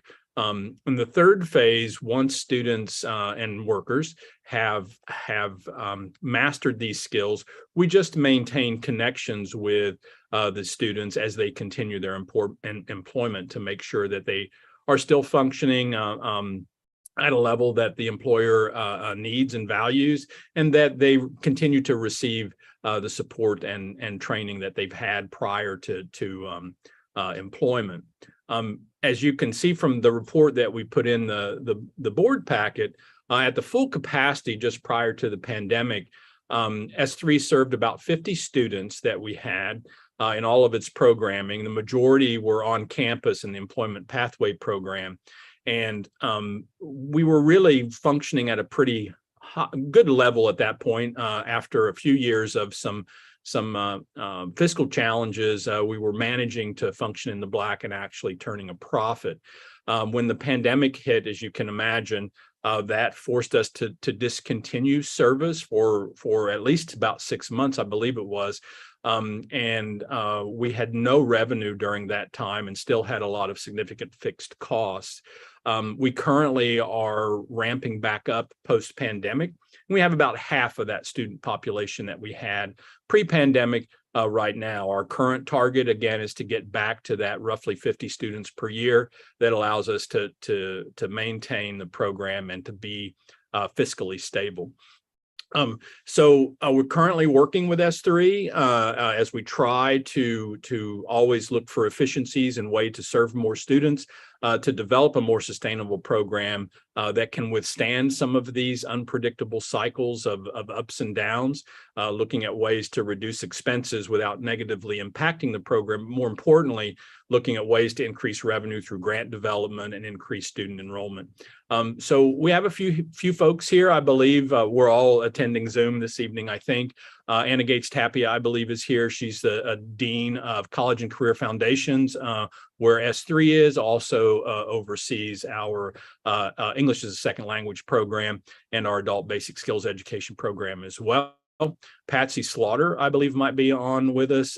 She's our project coordinator with the S3 program, and Colin Vurick is a developmental disability specialist too with the program. And I really have to commend not only these two individuals, but the other individuals that work tirelessly with S3 and have for many, many years at Lane to make this program successful and to bring this I think unique and really important group of students to our campus. So we're here to just answer questions that you might have. I know you've heard some public comment over the past few months about S3 while we were working through some of the analyses, the fiscal analyses, to kind of get a sense of what can we do to kind of help shore the program up a little bit. So these three individuals that are with me are far more capable at answering questions you may have. So hopefully we've got them on the Zoom call here as well. And we're happy to try to address any questions, concerns, or just comments that you might have about this great program.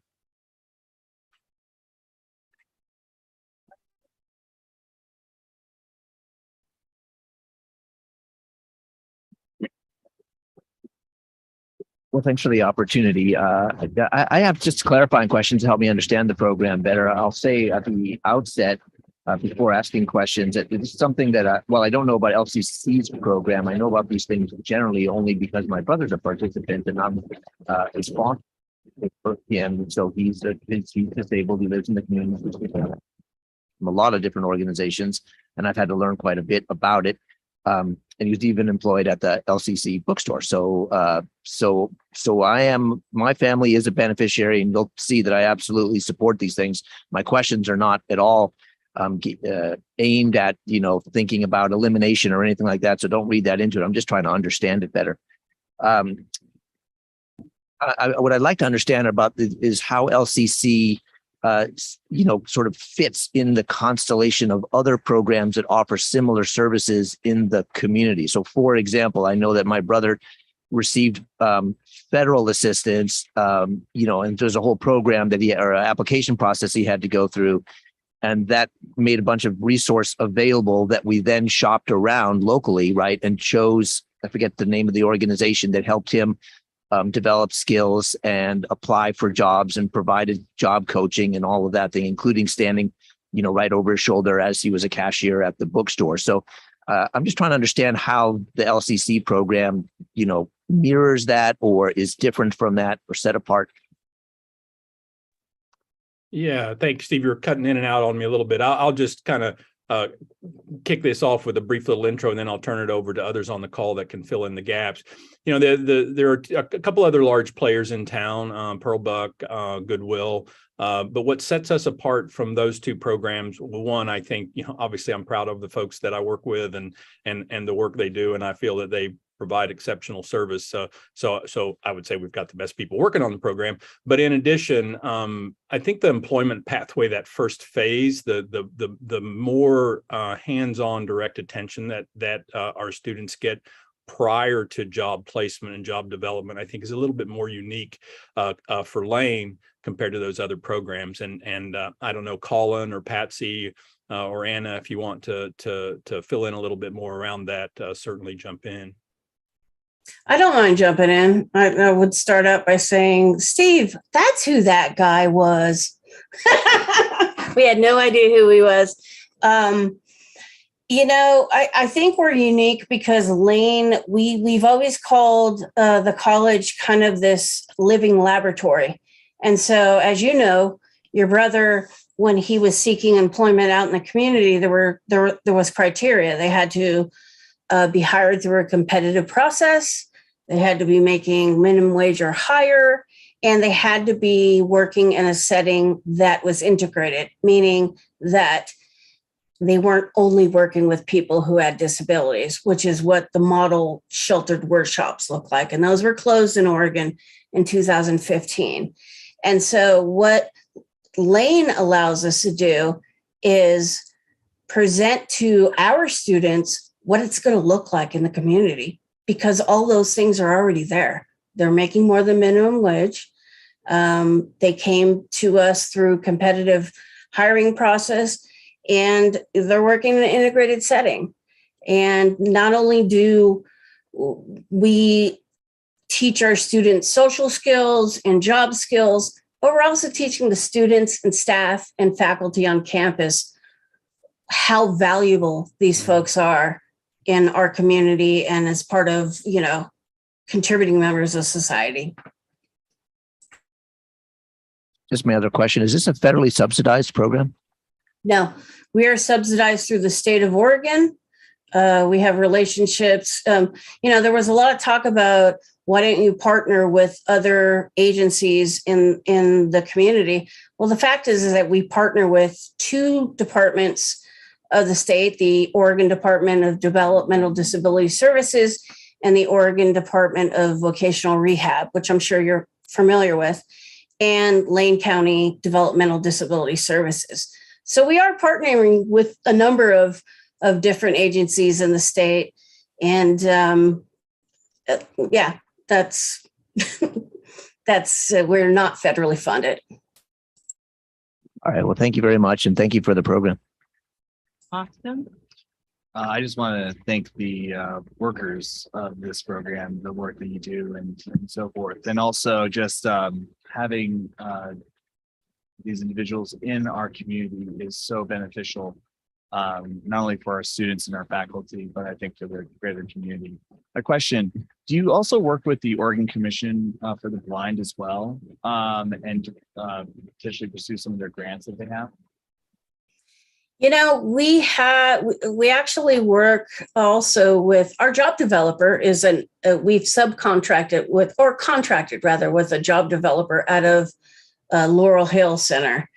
And they've actually referred a number of people that are blind into our program. We're currently working with an individual who is profoundly deaf.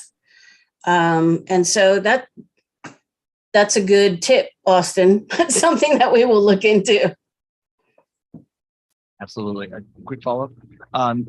You mentioned that you also follow them on their after they accomplish their career pathways in phase 1 and so forth. You follow along with them too after they're through our program.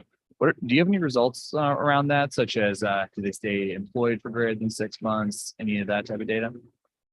We actually do. I think that was part of the presentation that Anna Gates Tapia gave to Paul when we were looking at, the sustainability of the program. I would say that our success rate in terms of community employment is probably around 95 to 100%. The only time that folks have left community employment is through retirement. And so, actually, if you look at it, after the pandemic, because we were, like Paul said, we were only closed for 6 months. We opened back up in September of 2020. We have placed more people in the community during from the September 2020 to now than we had the previous 5 years. So there is a major focus on getting folks out in the community. Whereas when we were a little bit larger and we didn't have a job developer because the college wasn't able to replace our job developer when she retired after 35 years, I had to think a little bit out of the box. And that's when we decided to contract with Laurel Hill. And it's been quite successful. We have people at Trader Joe's, Albertsons, a custodial company called Service Master, where that employee actually just became a lead employee, which is pretty unheard of. We have folks at Safeway, Papa's Pizza. So, even though most of our contracts on campus train folks for custodial work or, working in the recycling department, we do all the recycling on campus. We're not under any illusions that that's what we're training them for. We focus on transferable skills. And then when you look at job development for folks, it's very person-centered. So it's like, okay, so you've learned how to be a custodian. That's probably not what you want to do for the rest of your life. Let's talk about what you really want to do. And that's how we go about job development. Excellent. Thank you again for all your hard work. Thanks, Austin. Angela? Thank you. This is a really helpful report, and I really appreciate everybody's answering the question. I have less exciting budget question. So in 2021, we see the operating income at a negative $400,000. Is that the time when there was a 6-month sort of hiatus of the program? Yeah, that's correct. And then It was do we- 2021. Thank you. And it looks like 22 is projected at a small loss. And you mentioned that with increased student enrollment, we're expecting to go back to a not a lot. Is that correct? Yeah, I mean, so I currently, and I don't know if the numbers have changed, Colin, but currently we're about half the student population that we had pre-pandemic when we were in the black. I do feel and that moving forward, if we can get enrollments back up, and now that we're actually out more soliciting and grant funding for the program as well, I really don't anticipate having an issue of being in the black moving forward. Again, if we can turn enrollment just a little bit, and I say I have no doubt we'll do that as soon as conditions allow us to get more people back on campus coming in the fall. Yeah, our target rate, Paul, is 45 to 50 students by the beginning of fall. Excellent. So that would put us right back to where we were before the pandemic. There's this kind of dichotomy where you have to hire staff as you're bringing in more student workers because there's a ratio per our state licensing. So it's 8-to-1 staff to student workers. So right now with the 6 staff we have, we couldn't, throw 12 in. We got to hire 2 more staff in order to do that. And that's what we're working on currently. And it's been pretty successful.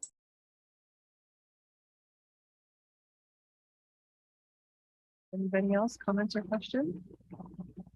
I have myself in the queue. So I know that this program went through program sustainability review, and I think I'm pleased to see the outcome that we're looking at, and I'm excited about the report that we're receiving. Paul, I'm curious, when we did that program sustainability, did we use an equity lens to take a look at it, and how did that work? Yeah, we kind of modified the process for this program is a little bit different than the looking at a straight credit bearing program or something like we went through with maybe culinary and manufacturing and things like that. So it was a little bit different. But yeah, I mean, a big piece of this was a recognition that the population that we're serving here is an incredibly valuable but marginalized population, and also focusing not only on the benefit that the program has to the participants, which is immense, obviously. I try not to speak too much because I get a little bit too choked up about it, but I mean, it is just amazing for the students that get to participate in this program, and I wish that we could have it tenfold.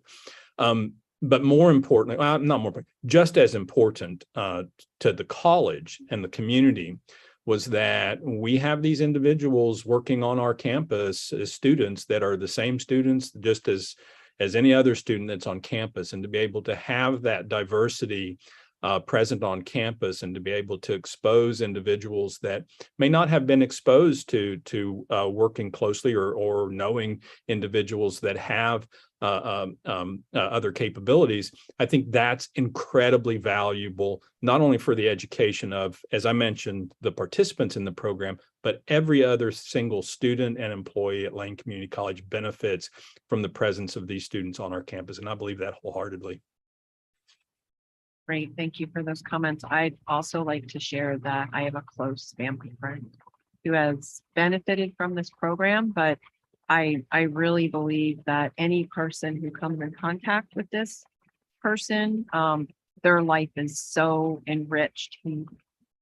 They bring so much joy to their engagement with other humans. So I agree. I think our college community is greatly enriched. Anyone else? Mike? When I think about the tremendous value, not only to the individual, but to their family and to the whole society, it makes me wonder if there are other avenues of financial support. I mean, I appreciate the fact that we are getting support from outside the college, but it just seems like it is of such amazing value that there there should be other avenues of support. Steve asked about federal. I don't know if that's a feasible source or not, but it just seems like such a good program with great outcomes that pays great benefits to everybody. So I'm just wondering if there is some other source of revenue to support it. I know we did recently apply for some grants and have received them, and Colin may comment on that a little bit more fully. And so I think that's out there. I'm not as familiar with the federal landscape for the kind of funding sources, but I'm sure they're there as well. And with a little bit of mining, we might be able to get them. The other thing I think about is that, even if it's in the red, I think of this as an investment rather than expense regardless. And I think, our goal is to keep it as efficient as we can. And I think we've been doing that. If you notice, early on, we did some restructuring about 5 or 6 years ago that really turned the program around fiscally, and still looking at ways to try to always be more efficient. But we'll look into the grants in more detail. And I don't know, Colin, if you want to comment on the grants that we have received. I know that there have been a couple of them we've received from the state, I think. Yeah, absolutely. We've received about 137,000 that actually kept us afloat during the pandemic. It didn't keep us out of the red, but it kept us from, going into the dismal potential. We're about to apply for another grant that comes through COVID aid, as a matter of fact. Some of the funding that the state got for COVID recovery, they finally have turned it over and said DD Services can now apply for this. So we're looking at another grant. We'll apply in the next week. And Mike, I keep my ears to the ground. I'm always looking for ways to bring money into the program. We can't thank the state of Oregon more. That's how valuable this program is, statewide, that the state of Oregon has kept us afloat while the college has kind of endured the hardships that we've suffered through the pandemic. I just wanted to comment, Mike, and to Colin and Patsy who are on here, and Lisa mentioned going through the sustainability analysis. That's not a fun thing to go through. And I'm sure that all of the individuals in the program, when they got an email from me to have a meeting several months ago, I'm sure that it brings on a lot of anxiety, and I recognize that. But I do have to say, I really appreciate the relationship that we had in working through this, and all of the employees do great work, and it was done the way it should be done, and I really appreciate all the efforts everybody made towards that. So I just wanted to say that before we change paces. Sorry to interrupt you, Mike. Mike, did you have another comment or question? Well, I assume that these workers are paying taxes, and if they didn't have the training that they had and were unable to work, they would be costing society money rather than paying taxes to the society. So there's just all kinds of benefit to the work that you're doing. Okay, well, thank you very much for this discussion and presentation. I'm going to move us on to our Thank you. well, thank you. Our reports from SGA, LCCEF, and LCCPA. So tonight for the SGA report, we have Maribel Boating from the LCC SGA. Is she here with us online, or are they here? Yes. I'm on the Zoom. So hi everybody. My name is Merve Foding, and I'm the representative of the SGA. The report we have is firstly about the new elected SGA officials, and secondly about the commencement update. So the new SGA president is Nikar Ramalkan. The vice president is Amaya Karikaburu. The two senators elected are Shoichiro Kabata and Inatamura. Concerning the update regarding the commencement, SGA President Donel Kwaleso will be making a commencement speech, and the SGA will also provide a Foria chocolate gift to graduates. So that's it. Thank you. Thank you very much. So is Frankie Kokor with us in Zoom. Great, Frankie here. Welcome, Frankie from LCCPF. Yeah, hi, thank you. My name is Frankie Kokonor. I'm the president of LCCEF, and my pronouns are she and hers. Tonight, I'd like to take the time to publicly thank Dr. Margaret Hamilton and to thank her for all the cheering and support that she has personally given to me. Even when we were at odds on the separate sides of the table, she has been there for me. I can remember my first time speaking to the board as a president of the union, and I kept getting caught up on my words. And I would look over at Marge, and Marge, you were cheering me on with your eyes and a smile that said, "You've got this." And that meant so much to me that night. And you have continued to do that, even when we're across the table, not agreeing with stuff, you still have been there. And I just want to say thank you personally, myself.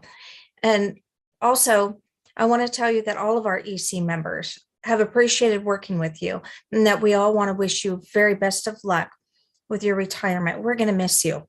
So good luck with everything. Tonight, I'd also like to let everyone know that LCCEF stands in solidarity with our sibling union on campus, LCCEA. Without faculty and classified working as a team together, our students would never have the chance of success. I can also say that without LCCEF and LCCEA standing together as coworkers and as sibling unions, we would not have success as unions either. I'm asking tonight that the board take some time to think about the struggles that many of the faculty members are going through with workloads and their personal finances since the pandemic has hit, and with the rising prices of gas and everything just going up. And then also to enforce bargaining in good faith with their union and the college. And to all our LCCEA and LCCF union members, I want you to remember that unions are stronger when we stand together in solidarity. LCCEF stands with LCCEA. Thank you. Frankie, up next, we have Adrienne Mitchell from LCCPA. Good evening. I will be talking about a few topics tonight. First, a hiring update, then some thank yous, as well as some challenges. Regarding the hiring freeze, we've heard that there is one, yet we don't see it. This fiscal year, there were external postings for 46 classified, 24 faculty, and 17 managers. This includes 12 manager positions posted externally since December during this freeze. For faculty, the postings simply maintain the same number of full-time faculty, a historic low, because LCCEA agreed to 8 fewer positions for next year, saving more than $1 million, one of the many sacrifices of faculty. Then I'll move on to thank yous. Sorry, I don't have a good transition between these topics. I would like to thank President Hamilton for her service, for her open door policy, for always being so approachable, and her common sense approach to problem solving. Really have deeply appreciated working with you, Marge. Thank you. I'd also like to share appreciation for our LCCEF colleagues for standing in solidarity with us, United Academics, U of O, Labor Education and Research Center, and our colleagues from Lane County Education Workers who have sent support. In addition, I would like to say that I deeply appreciate all of my faculty colleagues. Some of our faculty members who are here today and at the meeting last week have been working at LCC for less than 3 months. Some have been working here more than 3 decades. We have part-time, full-time faculty from divisions across the campus standing together, and I am deeply appreciative of all of their work, especially over the course of the pandemic. I'm very proud to be a faculty member at LCC. Like many of my colleagues, I chose to come here among many other options because I'm so deeply committed to the access and social justice mission of this institution. But I am challenged. I'm challenged by the way this institution treats its employees and the working conditions that are so great that many of our members must rely on government assistance. Challenged by the extent to which faculty feel demoralized, disrespected, exhausted. Challenged by the stories I hear when faculty come seeking my help, trying to find a way so that they can simply endure working at LCC. Cumulatively, they describe an experience that over time feels to them like institutional betrayal and trauma. I'm most deeply challenged when we lose valuable, incredible, amazing faculty who choose to leave Lane like they are right now. I'm sharing some updates from our Racial Equity and Social Justice Committee. We've been conducting a historic review of BIPOC contracted faculty members who've chosen to leave Lane for reasons other than retirement at retirement age. We've seen an increase last year and this year. We're conducting exit interviews with faculty who are leaving, who describe a pattern of pervasive, overt racism, experiences of systemic barriers for faculty based on race, ethnicity, language, and culture. I would like to say I will always be proud of working at Lane Community College, but I am challenged and wondering if I can really truly say that. Thank you.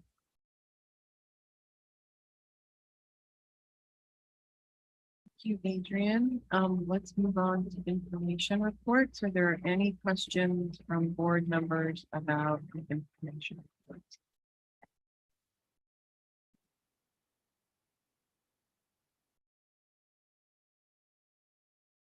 Okay, seeing none.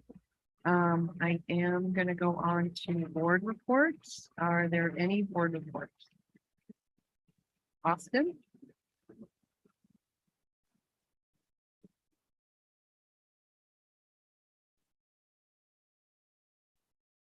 Hold your button down. I'm so sorry about that. Once again, I just wanted to emphasize the document that's in the board docs for the digest document. And in one particular area that I wanted to point out, I feel like I'm pushing grants all the time here, but is the Centers for Excellence for Veteran Student and Success Program. That's a grant that's actually in the digest, and it's a really great program. I encourage our institution to pursue it. Additionally, being a part of this board and speaking to a variety of different presidents through different community colleges and so forth, I do have to say I'm really encouraged by the support that the presidents throughout the state will give to our new president. It's really great to see that in our state, we're not at each other's throats as presidents and as leaders in higher education. They're there to support each other. They're there to work together. And we go up to Salem together to fight for each other. So I've in conversations I've had with presidents across the state, I've seen a lot of support for the new presidents that are coming into the state, including ours. So it's really encouraging to see that. And yeah, I'm really looking forward to continuing with OCCA and the great work that's being done within OCCA. So thank you, everyone. And once again, thank you so much, President Hamilton, for your service and your guidance being new to OCCA. Thank you. Great, thank you. Any other board reports? I do have a follow-up on one item. I believe that Rosie mentioned at the last meeting that the idea of gathering with our legislative caucus. And so I just wanted to know, let people know that Brett and Rosie are working on setting up potentially a breakfast at some point for us to meet with our legislative caucus. So I think going with the fact that we found that we actually mornings seem like a good time to get this board together as long as we have coffee and donuts. So we may go with that trend. So for future meeting dates, we have our June 15th work session and then a July 6th board meeting and the July 16th board retreat.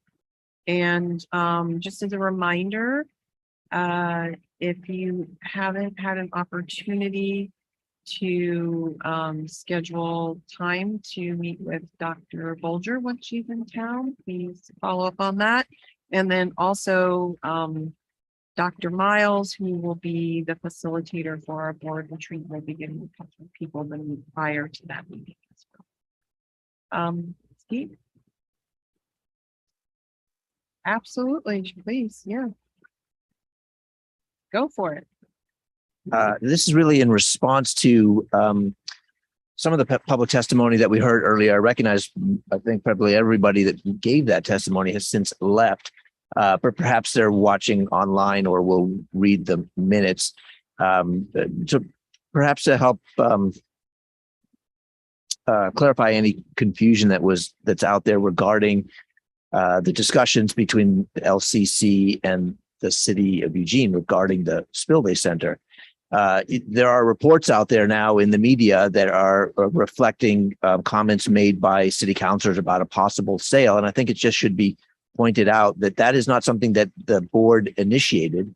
It's not an active discussion. It's just simply comments being made by councilors expressing curiosity and options and all that, which is perfectly reasonable. We have directed our staff through our president to investigate a long-term lease. And we recognize that if we were to pursue that, there needs to be serious investigation about the space needs for the folks who are currently using that space. And we heard those concerns expressed by those folks tonight. And I certainly took them to heart. And I have every confidence that Marge and and other members of the staff are thinking about those things as well. I just wanted to give some sense of assurance to the extent that I can, that those things are being considered and evaluated, and that we are not planning to make any kind of rash decisions that would force those people out on the street as they seem to be concerned about and expressed this evening. Thank you, Steve. Any other comments for the good of the order? Holly? Button.